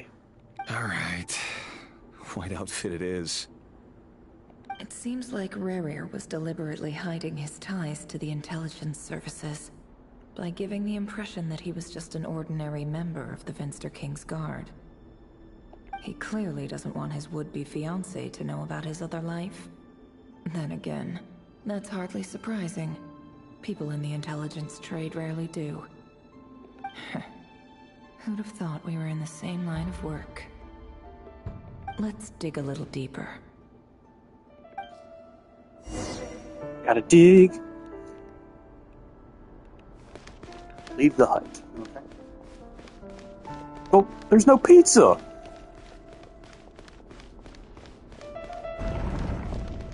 Hello. So it's just... Wow. Wow. Our last operation was a resounding success, and all thanks to you, Rehir of Solnari. In total, we apprehended 32 dregs of the Crimson Moon, and 67 accomplices.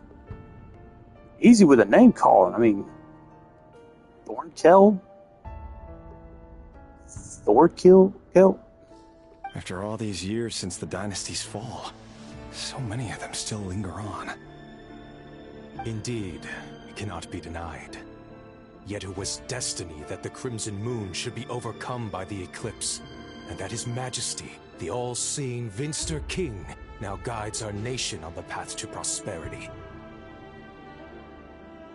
Khaenri'ah has no further need for a dead moon. But alas, there will always be those who refuse to see the truth, choosing instead to romanticize the past. If we don't learn from the past, then we're doomed to repeat it. That's not entirely true. Much about the Crimson Moon era was worthy of remembrance. And that's exactly why they keep trying to see it restored. Many of its secrets remain unsolved to this day. As it happens, that's precisely the field of study my partner is devoted to. You still haven't told her what you really do for a living. Where would I even start? How do you tell someone that you're one of the king's hand-picked executioners? That your hands are steeped in blood? You didn't choose this life, any more than I did. Orphans like us don't get a say. But I'll sure as heck be the one to pay for it. That's how Fall Guys work. Speaking of which, we need to be more rigorous in the way we identify direct descendants of the Crimson Moon. Someone, it seems, has strong opinions about my future plans. Most likely my marriage in particular. I have a feeling that we may soon become targets of the Crimson Moon's retribution. Your concerns are not unfounded. They've taken out many of our colleagues these past few years, and for that very reason. These are no helpless lambs we're leading to the slaughter. They're wolves in sheep's clothing. Take care, Rahier of Solnari. I look forward to toasting you at your wedding. Thanks, Thorkel. You look after yourself, too.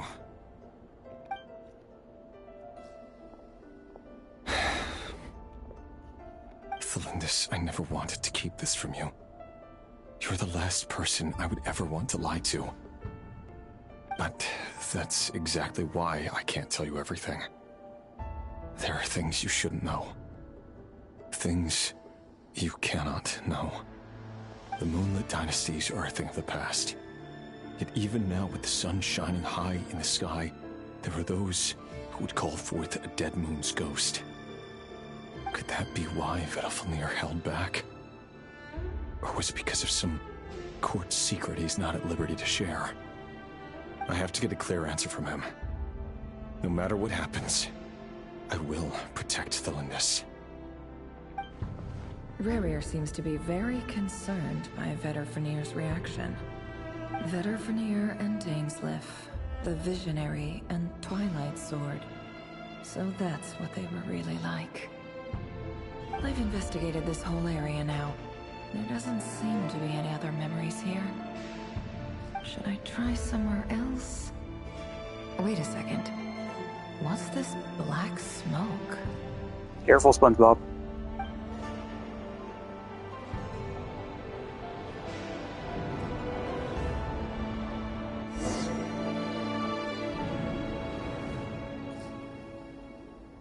So, he's late after all. Just you wait, Rarir. You're in for it. Big time. Uh-oh. Are you waiting for someone, ma'am? Could I tempt you into buying some flowers? Oh, sure. Pick me out a pretty bunch if you would. Thank you. But I'm afraid none of them are as pretty as you. Oh! For someone so young, you sure have a way with words, don't you? I'm only telling the truth. Look me in the eyes. You'll see I'm not lying. Uh-huh. Crimson Moon Descendant.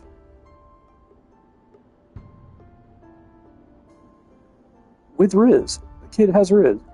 You're... Yep. May we have a word in private? Who are you? And what do you want? It doesn't matter who I am. Too many of our kind have fallen lately. Not long ago, the Rahier of Solnari led an assault on one of our strongholds. We suffered many casualties, and many who came to our aid lost their lives as well. Sorry, I don't know why you're telling me this. And I don't want to get involved. Wait, Hear me out. This time we finally got a clear look at his face and learned his true identity. His name is Rerir, and he claims to be one of the King's guards. Oh. See, that's the problem with trying to hide the truth. It will always find a way to come out. So, let's just be honest from the rip. What did you say? A cruel irony, isn't it? The man you're set to marry leads a double life as a brutal executioner. But surely, you must have caught a whiff of the blood on his hands. Why are you telling me all of this now? Simple. It's because... How strange. Rerir was nowhere to be seen in that memory. It clearly belonged to Thelindis. Rerir couldn't possibly know what happened if he wasn't even there. Why would her memories appear in his fragment? The ceremony won't last much longer. I think it's time to call it a day. Their fates are intertwined.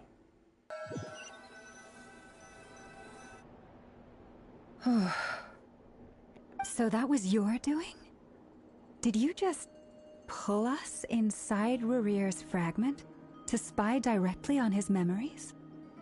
Any more questions, and I'll have to start charging. I had no idea you could do that, boss! Seriously, that was amazing! We're not worthy. We're not worthy! I gotta admit, though, I'm itching to see what happens next. Feels like we barely scratched the surface. I'm just as curious as you are. But the ceremony only allows for limited time inside. That's all we can see for now. It's almost like a slow burn romantic anime. Luckily, we managed to learn quite a lot. So far, so good. I just hope the others are doing okay too. Especially the group with the Traveler. Their mission is a risky one. Let's hope it's all going smoothly. If you're worried about them, go see how they're doing. If I know Boss, she's gonna need some time to write up all the details and make sure it's all coherent. I'll stay behind to lend a hand, but feel free to head back and meet up with the others.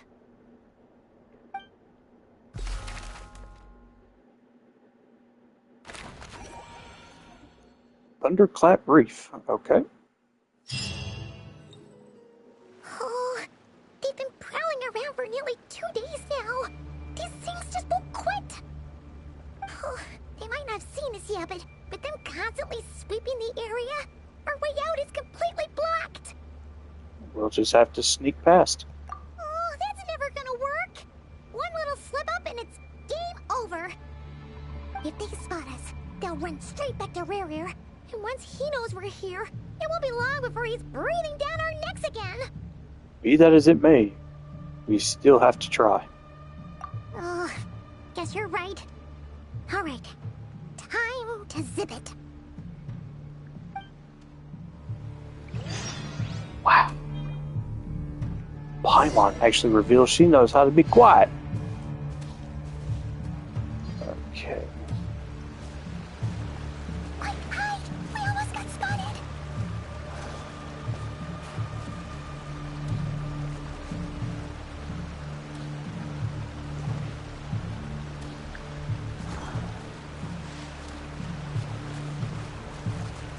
Phew!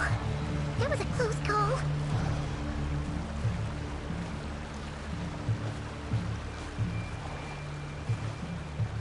Watch out! He's coming this way!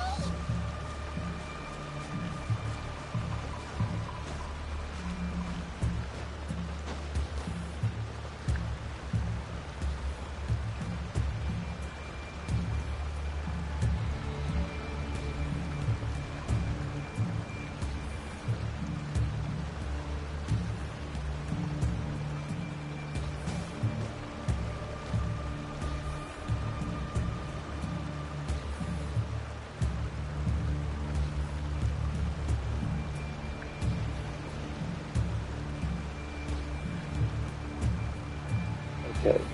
We need to head that way. Oh, we got Big Ugly over there.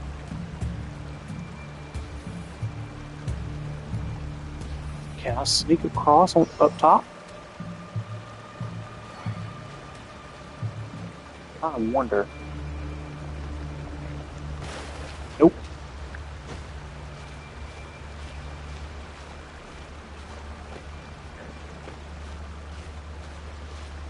Okay, no gliding.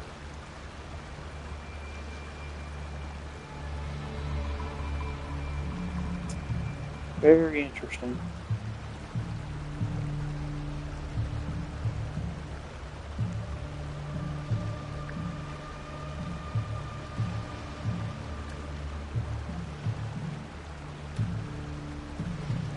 How high can I climb?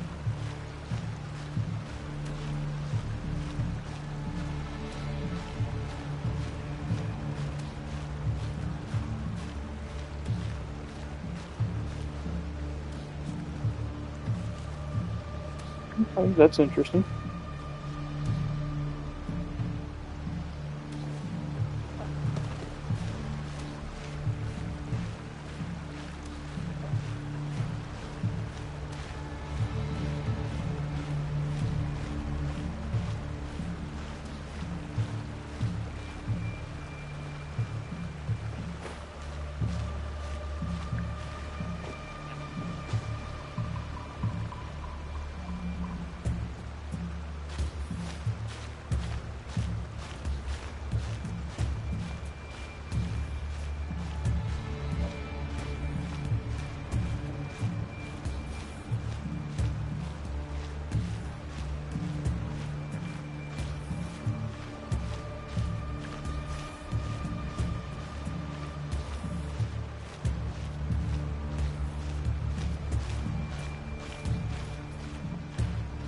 Ah.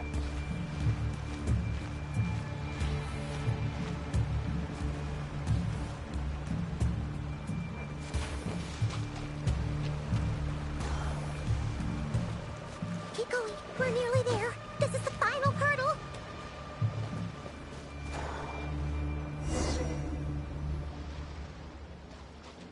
Cool beans. Oh, there's no end to these things. Surely there must be another way out.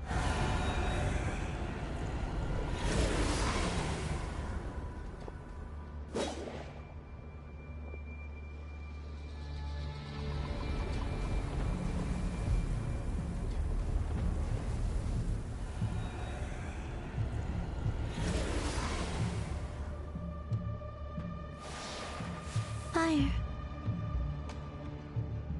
Fire? Wait, that can't be. Wait, what's that smell? Oh no, there's a fire!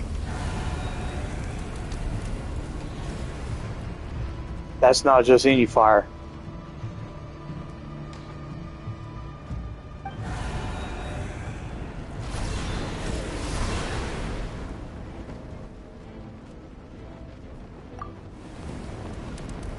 I knew it!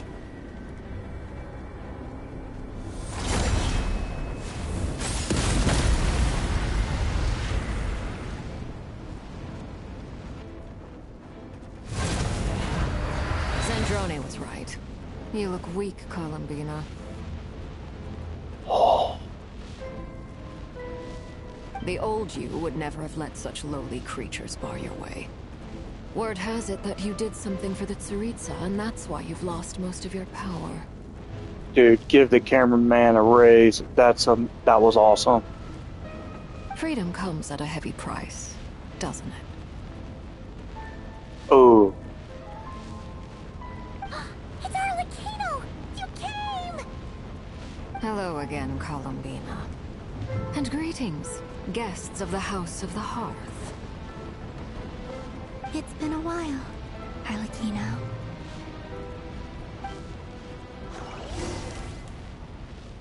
Yeah, buddy!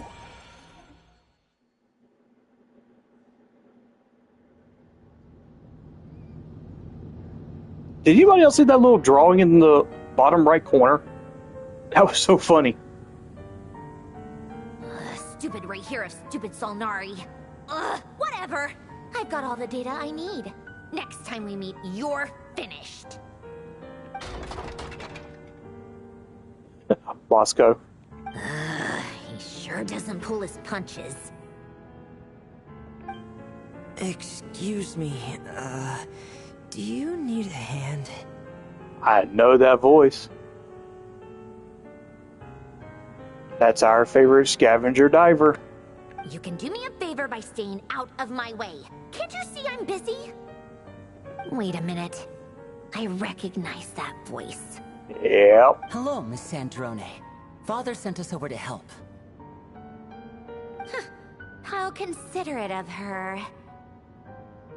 Hey, Fremine, get over here and help me fix this. Lenny, you do your thing. Just keep your sister away from my machines. Nearly every machine that Catgirl touches ends up going haywire. Go put her on cleaning duty or something.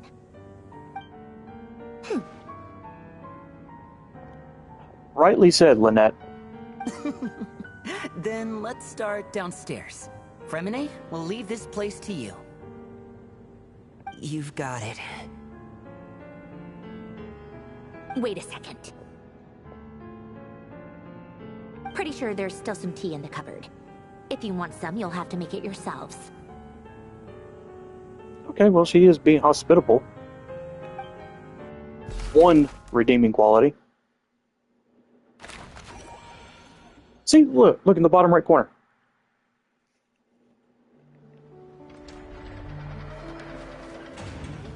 Yo, I gotta go way over there?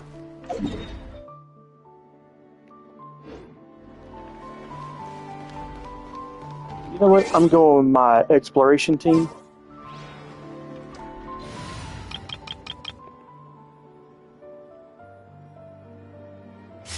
There we go.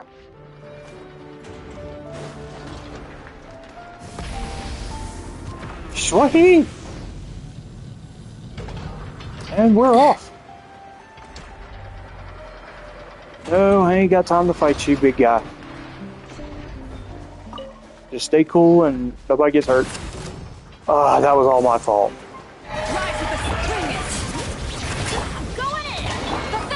I probably didn't need to do that. Oh shoot, he said immune. Never mind, I'm gone. Nope. See you.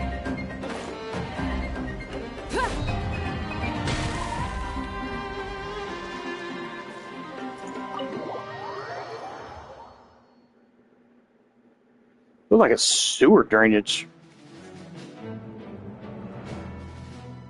It's a relief to see you all made it back in one piece.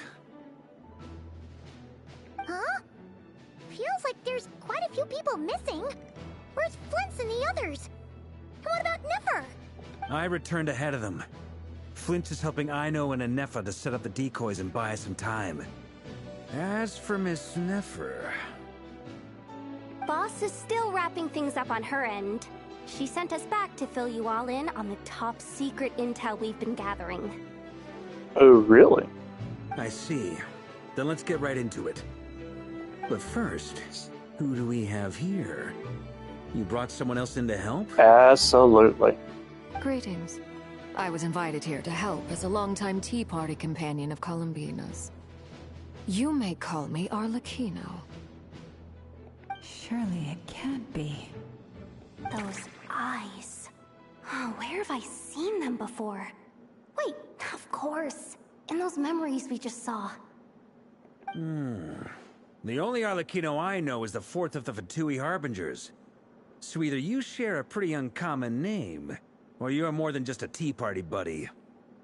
You are well informed, Grandmaster.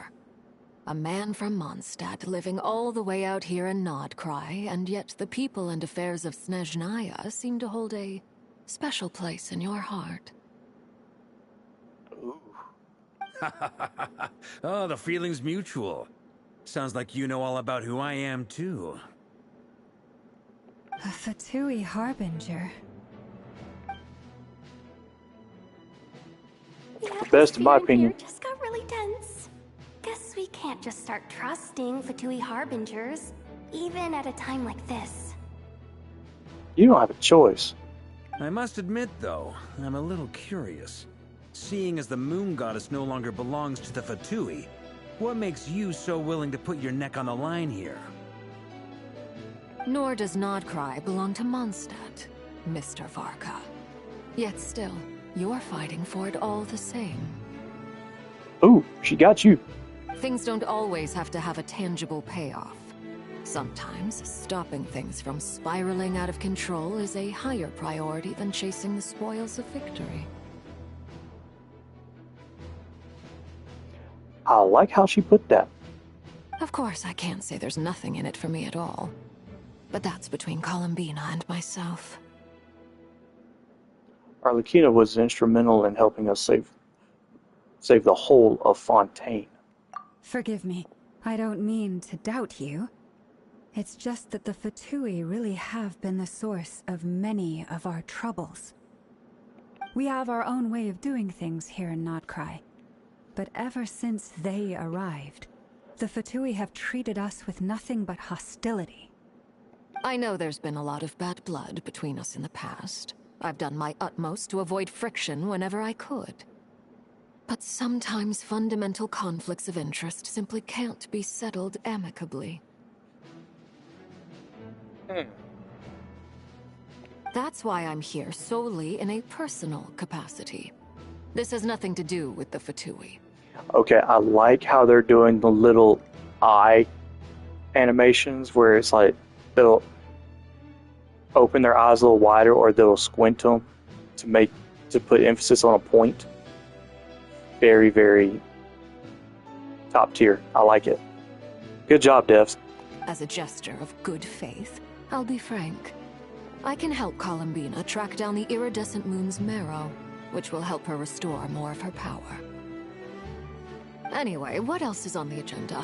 Let's begin. She says she'll be frank, then completely skips over the details. Looks like she doesn't want to give away too many secrets after all. That's just the operation of need to know, and you don't need to know. But she clearly wants to change the subject. It'd be awkward if I tried to bring it up again now. I guess we'll just have to go along with it. She's the fourth of the Fatui Harbingers after all.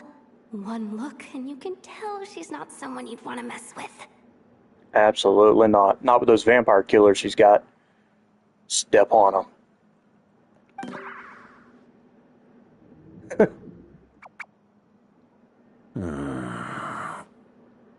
Well, since Miss Arlecchino sounds confident in her ability to handle that, we'll proceed to the next topic. Yehuda, time to share that top-secret intel. Alright, listen up everyone. First, we now know that Rerir was originally a Conrian secret agent whose primary mission was to hunt down and assassinate the so-called Dregs of the Crimson Moon. Yep. The Dregs of the Crimson Moon? Got Arlecchino's attention. In the memories, there was a lot of talk about the Crimson Moon and Eclipse, and a whole bunch of other stuff from the time of Conria.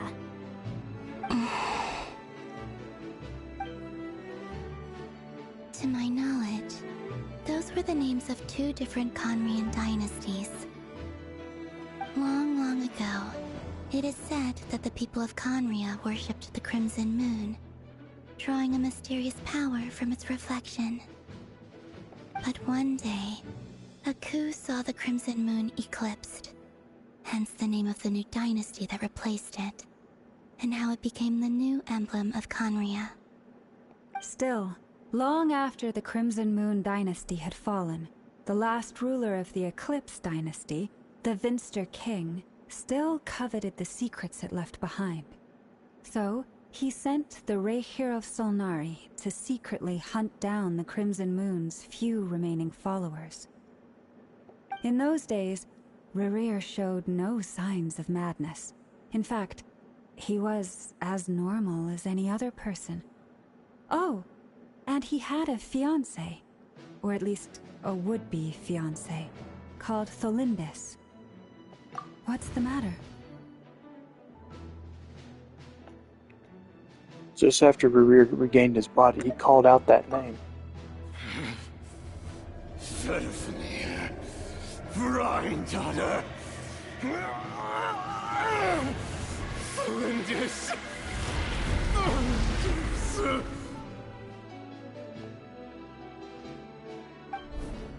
Interesting. Anything else? What about this would-be fiancée of his? Do we know anything about her? Well, she was a researcher at the Universitas Magistrorum, but it felt like she was hiding some kind of secret. Oh, and one more thing. For some reason, Rerear's fragment also contains some of Thelindis' memories, though only a very small portion. Well, no shortage of potential leads, I'll give you that. In any case, it sounds like we can conclude that while Thelindis was still around, Rerear appeared to be lucid and quite normal. Thelindis, it seems, must have been the one thing in this world that he couldn't let go of. Tell me, though, were these pure-blood Conorians we're talking about here? Why do you need to know that? Hold on. If she was a pure-blood Conrian...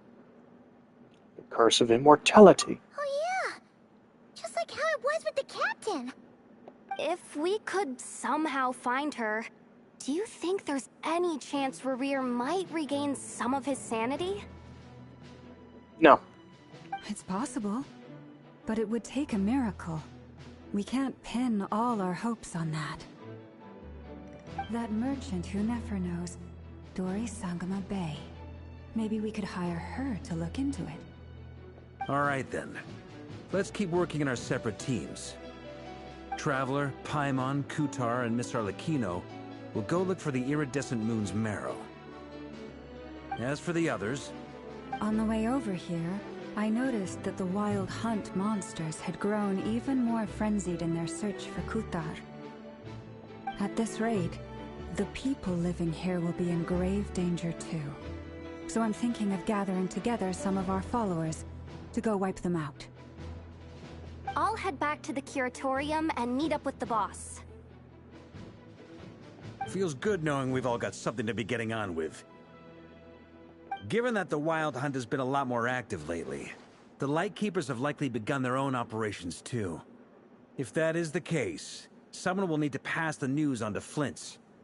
I'll hold the fort for now, then discuss our next move with Flint's, Ino, and Anefa when they get back. Alright then. Well, the clock's ticking. If that's everything, we'll be on our way. We'd better get moving too. We'll try to buy you as much time as we can. Relax. Just do your thing. Now, I decided to call in some backup since things are getting so hairy. Our reinforcements should be here any minute now. Stay safe, everyone. Dismissed.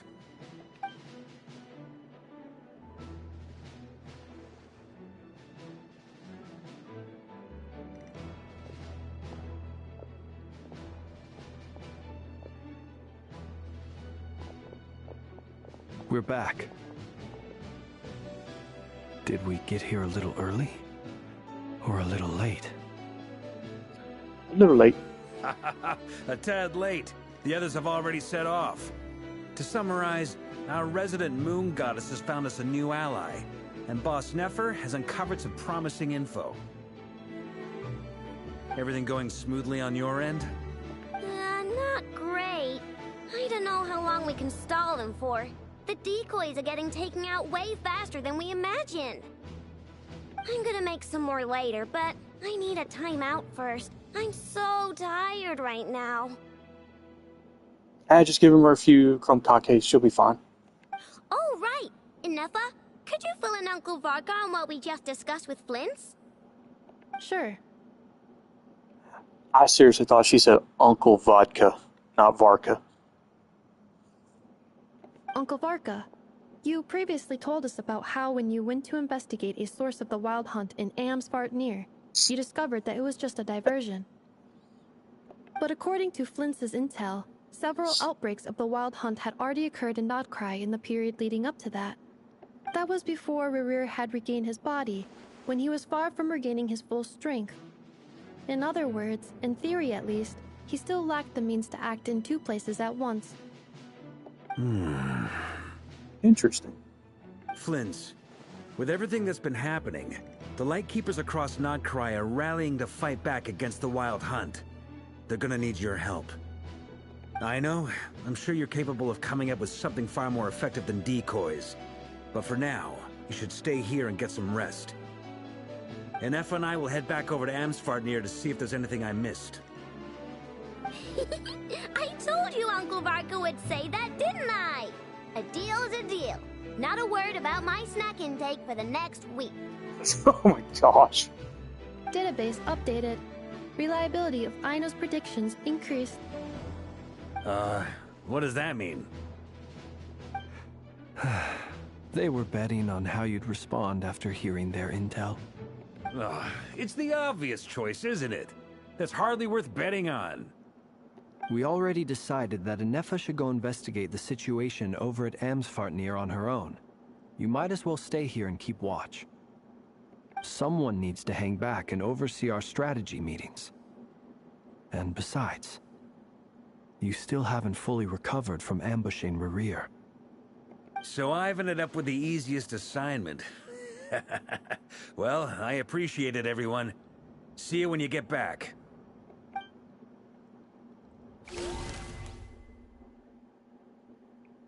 Here we go. Look at that, it's Arlecchino.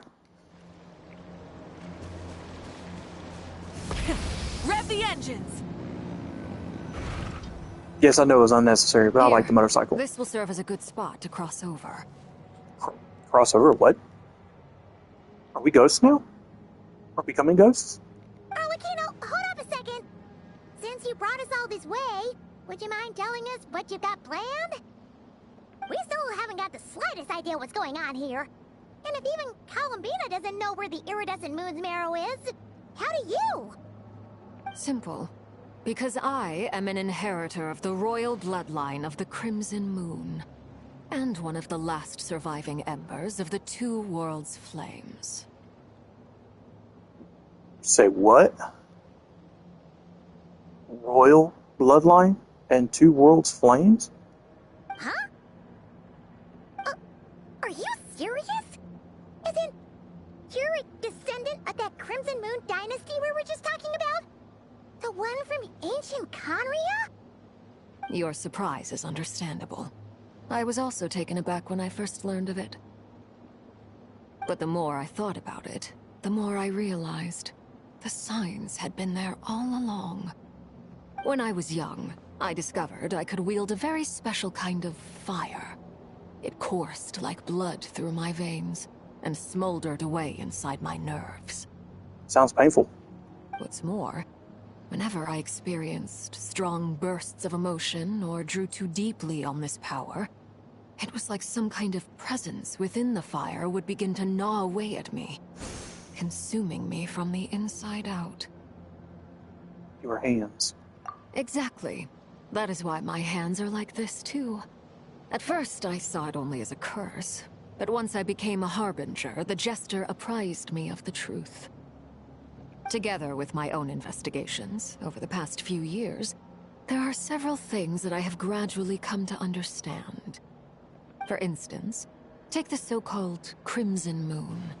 In truth, it is nothing more than the shattered remnants of the iridescent moon, fused with the Abyss to prolong its lifespan. Oh, really? The Abyss is involved again. Since this blood flame was bestowed upon me by the Crimson Moon, it is a fusion of the iridescent moon's former power and the corruption of the Abyss. Okay. Okay. You all understand the nature of the Abyss well enough. I draw upon its power, and in return, it hungers for my soul. This strange blackness is the mark of corruption it has left behind. If I recall correctly, you once told me that if the corruption ever made it to your heart, you'd become a completely different person. Please tell me she doesn't become a Heartless. Yes. And that's the reason I'm always careful not to push my power too far. It's essentially a never-ending tug of war. Oh, Sounds intense. Just a wee bit. Anyway, the rest of my story can wait. Is there anything else about the Crimson Moon or the Iridescent Moon that you're unclear about? Paimon has a question. So, the crimson moon that the Carians used to worship was actually the iridescent moon, right? Which was one of the three moon sisters. Does that mean that the Carians were to the crimson moon as the frost moon scions are to the frost moon?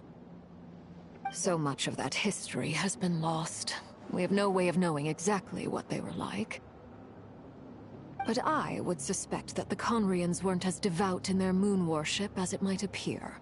The iridescent moon's remains simply served as their link to the Abyss. Later on, perhaps someone discovered a way to make direct contact with the Abyss. Or maybe there was some kind of ideological divide. Either way, a dissenting faction staged a coup and drove out the royal heirs of the Crimson Moon dynasty. Still, even with the dark sun looming high overhead, the Crimson Moon's glow never truly faded. If you want living proof, it's standing right before you. The first time we met, I sensed something familiar in your presence. When I looked at you, I felt I could see that mysterious red moon in the corner of my eye. In your flames, I saw its broken image, surrounded by a strange black aura. That would be the Abyss, or Bloodfire. Well, I appreciate that you kept it to yourself. Much about the Crimson Moon is still a mystery, and I'd prefer not to end up as the object of an insane research project. Anyway, time is against us here, so if there's any other questions, they'll have to wait. I just want to make sure I've got one thing straight. In her letter, Sandrone mentioned that since you are unable to contain the iridescent moon's marrow yourself, you intend to leave it in my custody, correct? Well, that's the natural option now that you're the royal heir. That's right. For now, it's the only way I can pay you back for your help.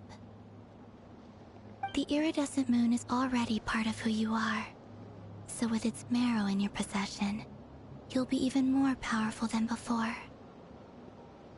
Say, what? What? Does she really need that much power? Arlecchino's already BA enough. Deal. Then let's get started.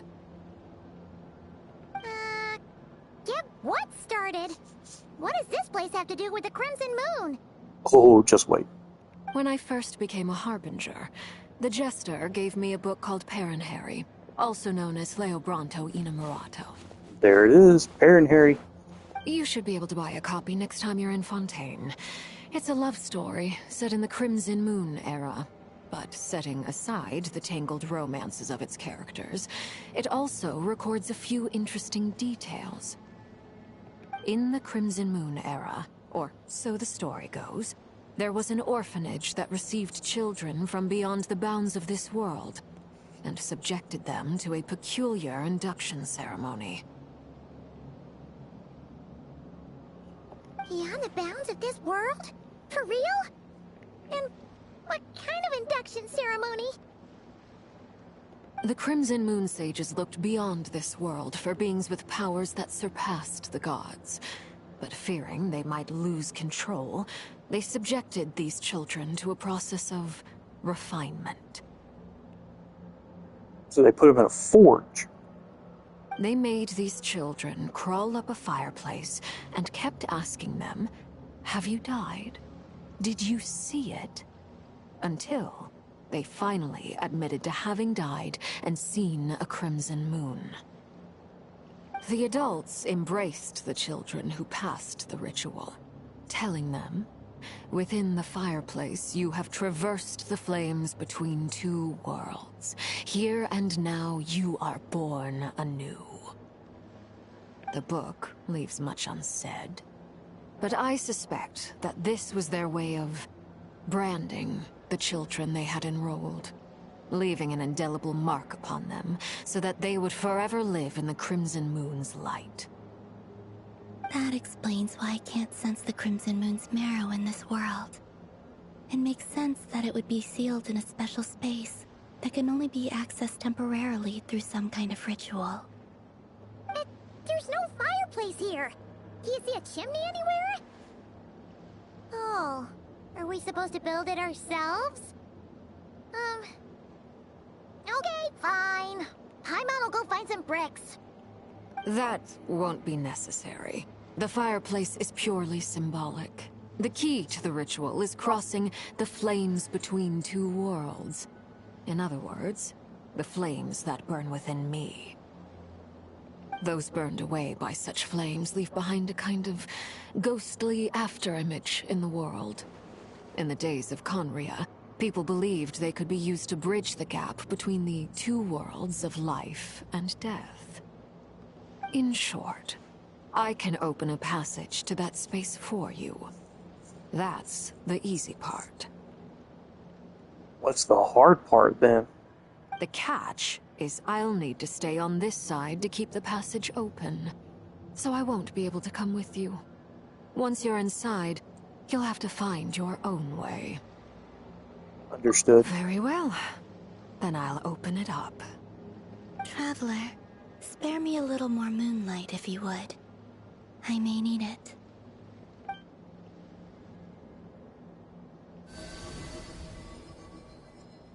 Thank you. I feel like I've recovered some of my strength now. It should be enough to move us across short distances and confront whatever dangers might await. So the Traveler was like her charging block. Mistress of the seven hues of ages past, great mother of the present, crimson-clad sovereign of the two realms, by fire severed, by fire renewed. I offer myself now and beseech your descent.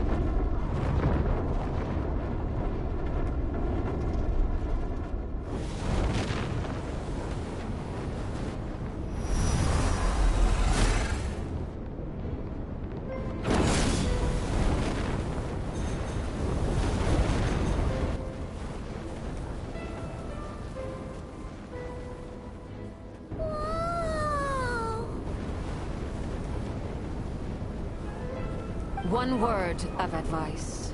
As you're crossing over, no matter what voices you hear, do not answer. Got it. Full speed ahead. I sense a sinister gloom inside, but also the familiar light of the moon. I feel that I am about to meet an old friend who has changed beyond all recognition. All right, let's go.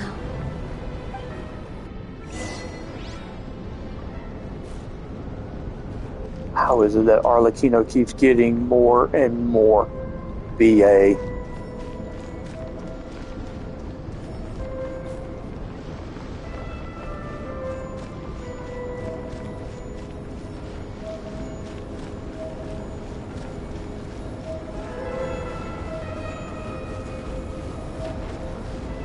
This is really cool.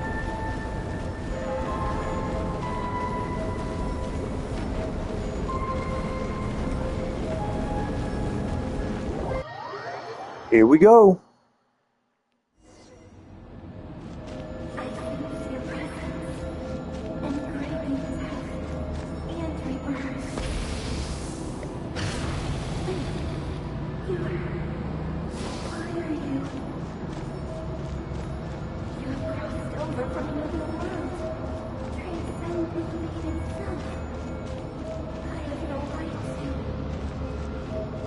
The song Underworld from Epic the Musical is perfect for this. Hey, look up at the sky!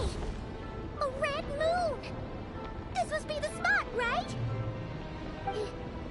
Is that the abyss? It's practically filled the entire place. What now? What a tragic sight. Fragments of your broken body, seized by the abyss and hung up aloft like mummified remains. Iridescent moon. Was this truly what you wished for? Looks like there's only one way through here. Careful! There's something spooky about this place. Feels like something is lurking in the fog. Paimon's right behind you. Whatever you do, don't run off without her.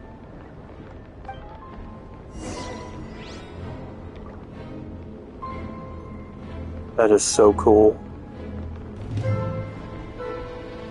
You know what? Okay. Scratch that.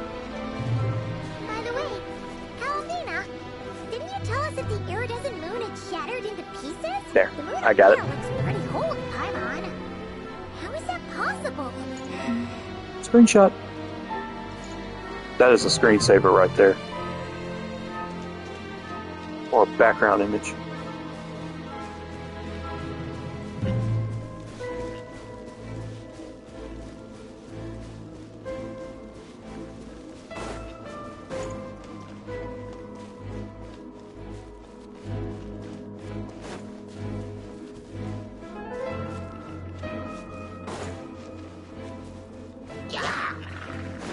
Nope.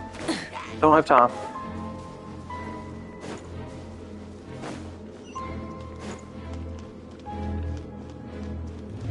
Just like I thought. It was only a facade.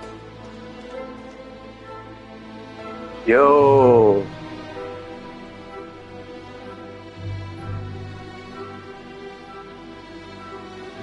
It looks like it's bleeding.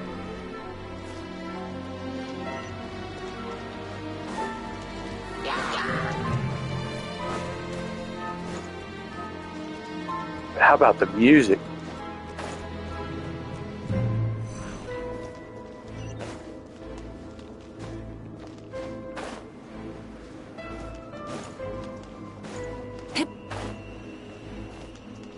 Ooh, piece of candy.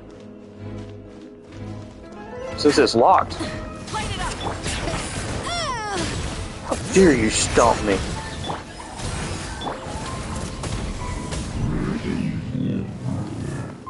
Take a nap. Good boy.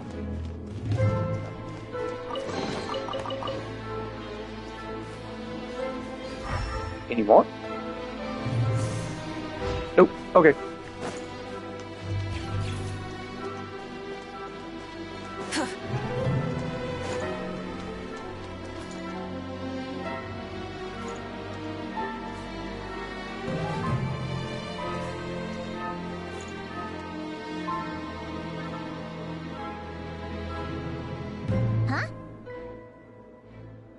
So the iridescent moon's marrow is up there in the sky. Huh? For real? That's way too high. There's no way we'll be able to reach it. No. I'm not sensing anything up there. It's coming from under the mountain. In the black swirling vortex of death? Sure, why not? Let's see. Ah! There's some kind of weird shadow over the water. Wait, see that? Looks like a mechanism of some sort. Let's check it out.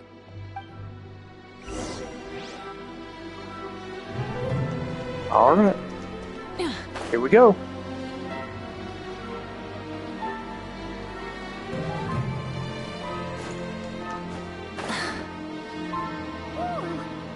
Looks like a device from the time of Conria. Maybe people once came here to study the Crimson Moon's domain, and they left this behind. Oh, if we can activate it, we might find some clues.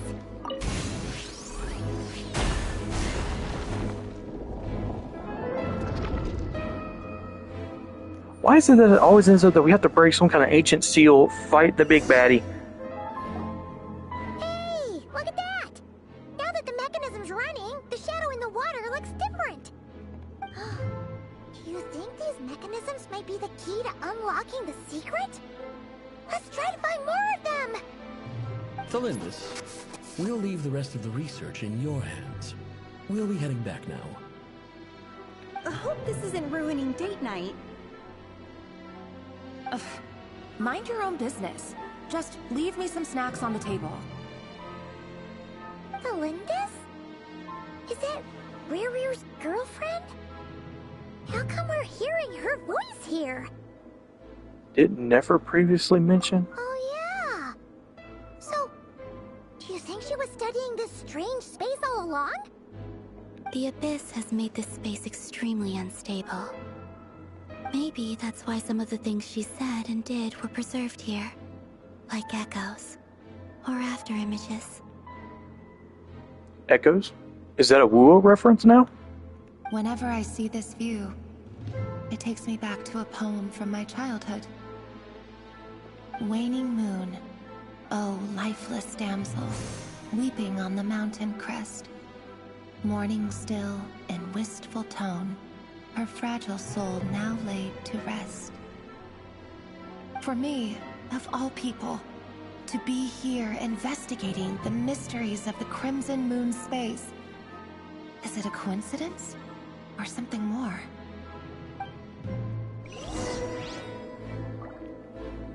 Could be a little bit of both.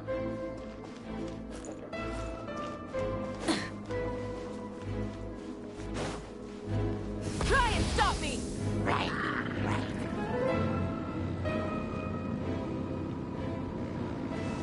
Oh, looks like the Abyss has messed up this mechanism. We need to find a way to get it working again. Let's see if there are any other devices nearby.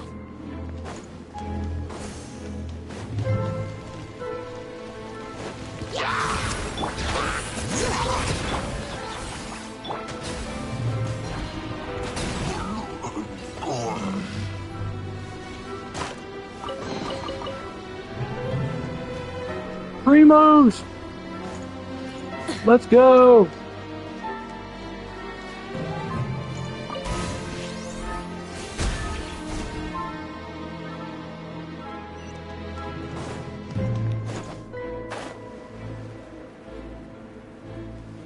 And away we go. That's 2 of 3. One more to go.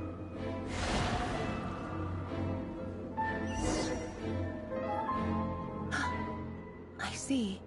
So the moon marrow, or rather the power of the 3 moons, is the key to unlocking.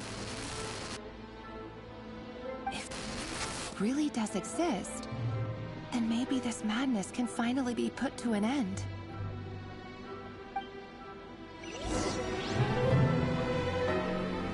But what's the safety word?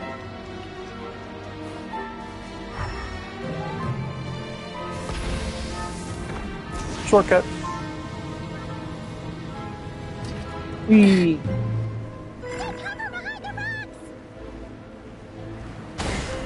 Yo, that one's attacking.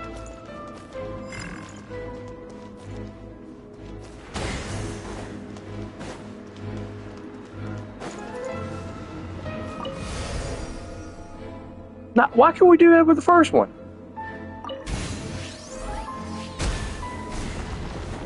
Anywho.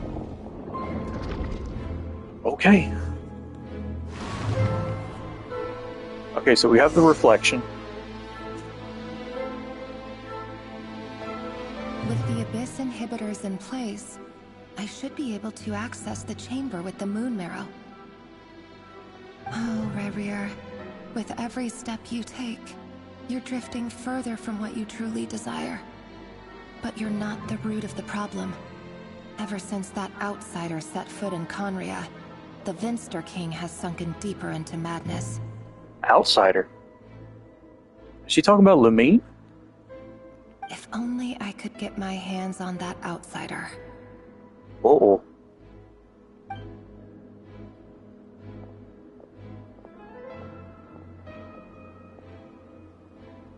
Hey look! The moon's reflection is back to normal! Elendis' voice mentioned a chamber with the moon marrow. Do you think maybe it's hidden in the moon's reflection? It must be. For within it, I sense the fragile aura of a dying soul. Then there's no time to lose! Let's go!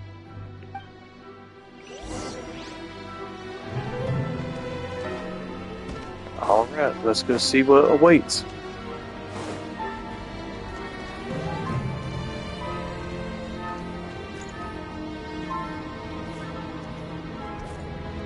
Yo, this is trippy. Well now. Sever the abyssal fetters, eh? These things are so creepy. Looks like we'll have to destroy them if we want to get to the iridescent moon's marrow. No problem.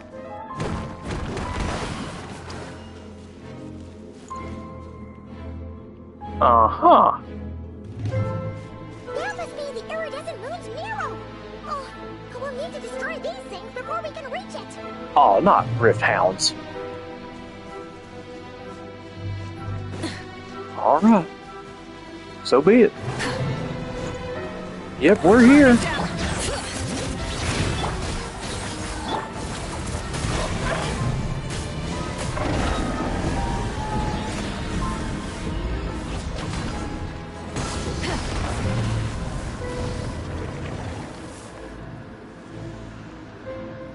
Alright.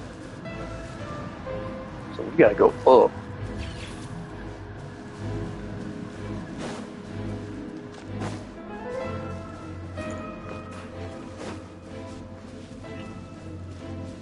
Oh, hey.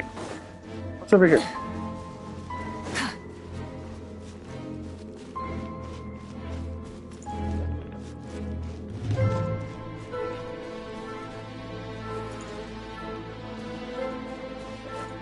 No, I got my party. Let's go.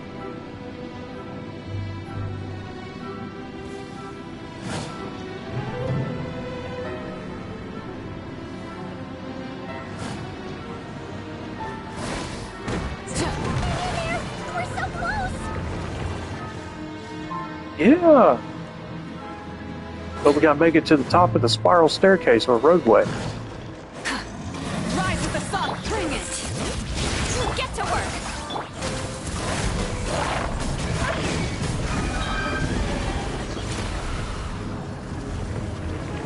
That's it.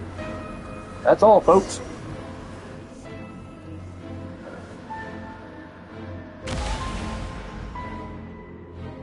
Oh, check it out. We finally did it! The iridescent moon's marrow. Still burning away like an undying flame, yet now contaminated by the abyss. It has taken on a new form entirely. If we can purify the abyssal power within, we should be able to obtain its untainted essence. Leave it to me.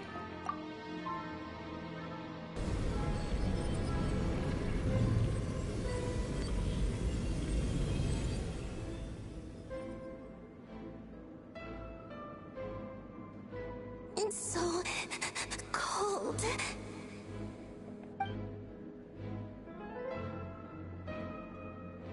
Is it you? Are you here? Huh? Are you talking to us?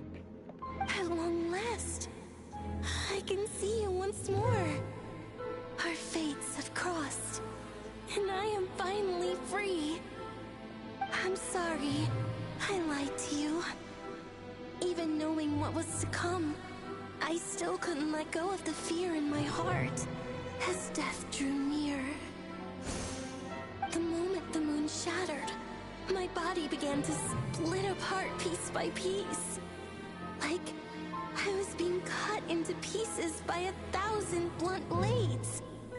My thoughts scattered as the cold crept in. But I could not bear to fade away like that.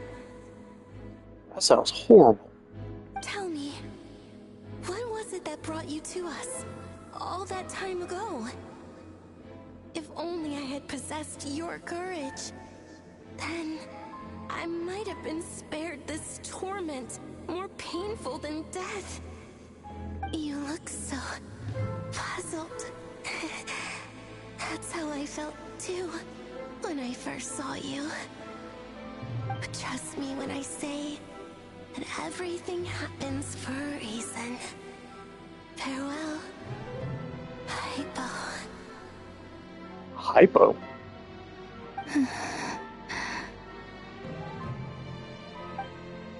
What was that all about? Was that the goddess of the iridescent moon? It It sounded like she was speaking to a long-lost friend. But none of us have ever met her before, right? Perhaps. She took me for the goddess of the frost moon she once knew. For a fading soul like hers, our auras must be too similar to tell apart. But anyway, we've got the iridescent moon's marrow now. That should help you regain your strength, right? Alright, time to leave this place and meet back up with Arlecchino. Let's go!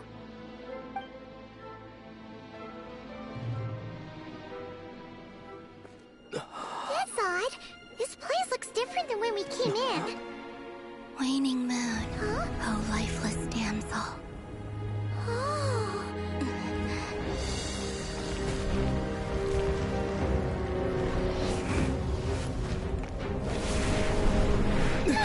Hurry! The place is collapsing! It wants to trap us here. Who's it? The Abyss? Now we've taken the moon marrow. All that's left here is a dark will. It will show us no mercy. Give it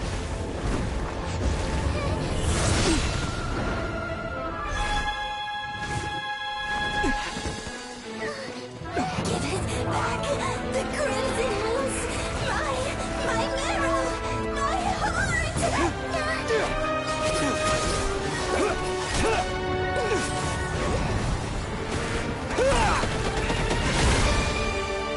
Now, why can't the Geo Traveler do that? Finally! Huh? Oh no! The exit's blocked! They're back! Now what do we do? This is where you fall. Witness my rise. Hey, What are you waiting for?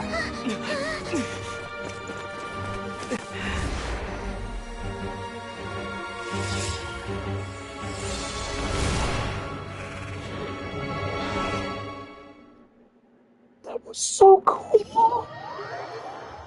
She used her burst line.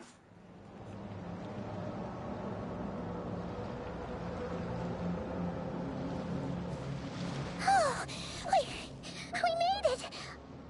Was that you, Arlecchino? Did you save us? Wait, your hands! They're... Oh, this? Don't worry. It's a small price to pay. The Abyss wanted to trap you inside, and I defied its will by bringing you out. No wonder it's a little angry. No.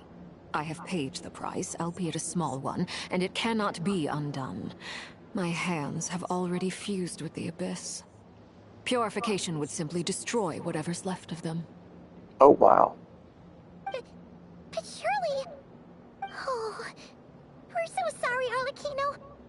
Paimon can't believe you'd make a sacrifice like this for us.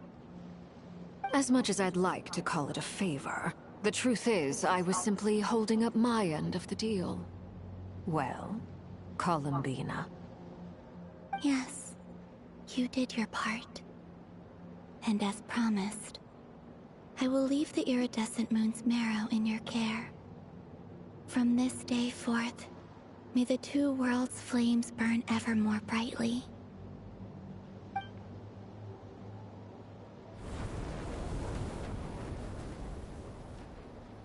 I'll take that as a blessing. Now, Columbina, give me your hand. Accept this moonlight I offer in return.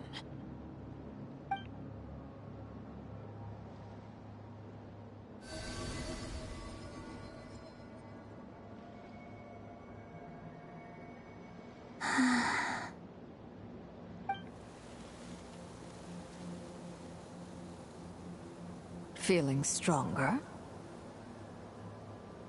Hey,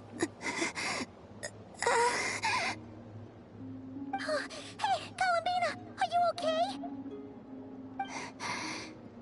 I'm fine. Our powers are a little at odds, that's all. Just a little heartburn, no big deal. By the Frost Moon's authority alone, wielding the power of the other moons was always going to be a stretch. Still, I think it's fair to say that your strength has returned. At least to the level it was at as Third Harbinger. It's still not enough. There's no way I can hope to challenge Rayrir like this. Just one more ray of moonlight, if you would. Don't push yourself too hard. I can take it.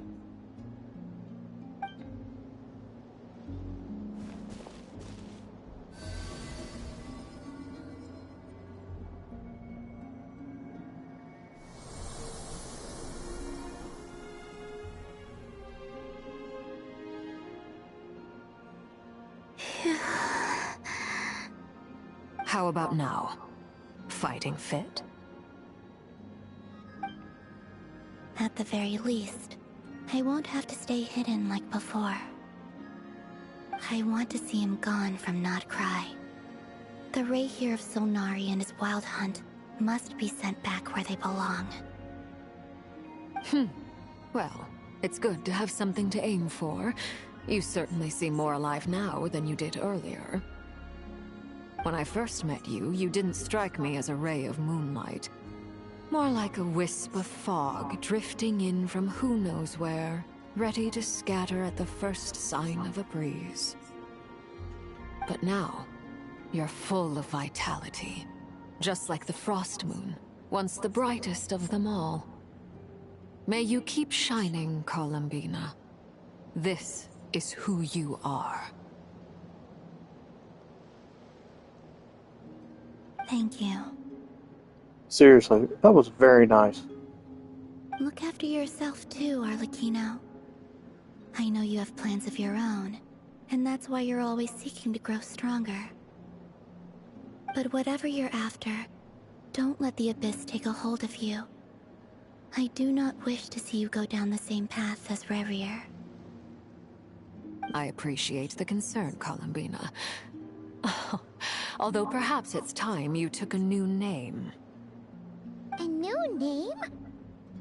Kutar, the Moon Maiden, Columbina. They're nothing more than code names. They describe who she is and the roles she's played, but they're not her real name. We often use code names in the House of the Hearth, too. But it's knowing your real name that keeps you grounded. Up till now, you've been living a wandering life, so you've probably never really cared. All I'll say is this. Once you've defeated Rayrir, give it some thought. All right, that's it from me. I'll get you back safely first, then go meet up with Sandrone. You're the best! Let us know next time you need a hand. I appreciate the gesture. It speaks to your good character. Anyway, let's get going. There are more urgent things to do right now than trade compliments.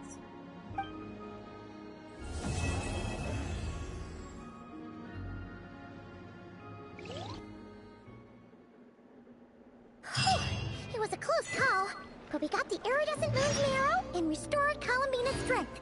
And that's all that matters. In other words, mission accomplished. Paimon wonders how everyone else is doing.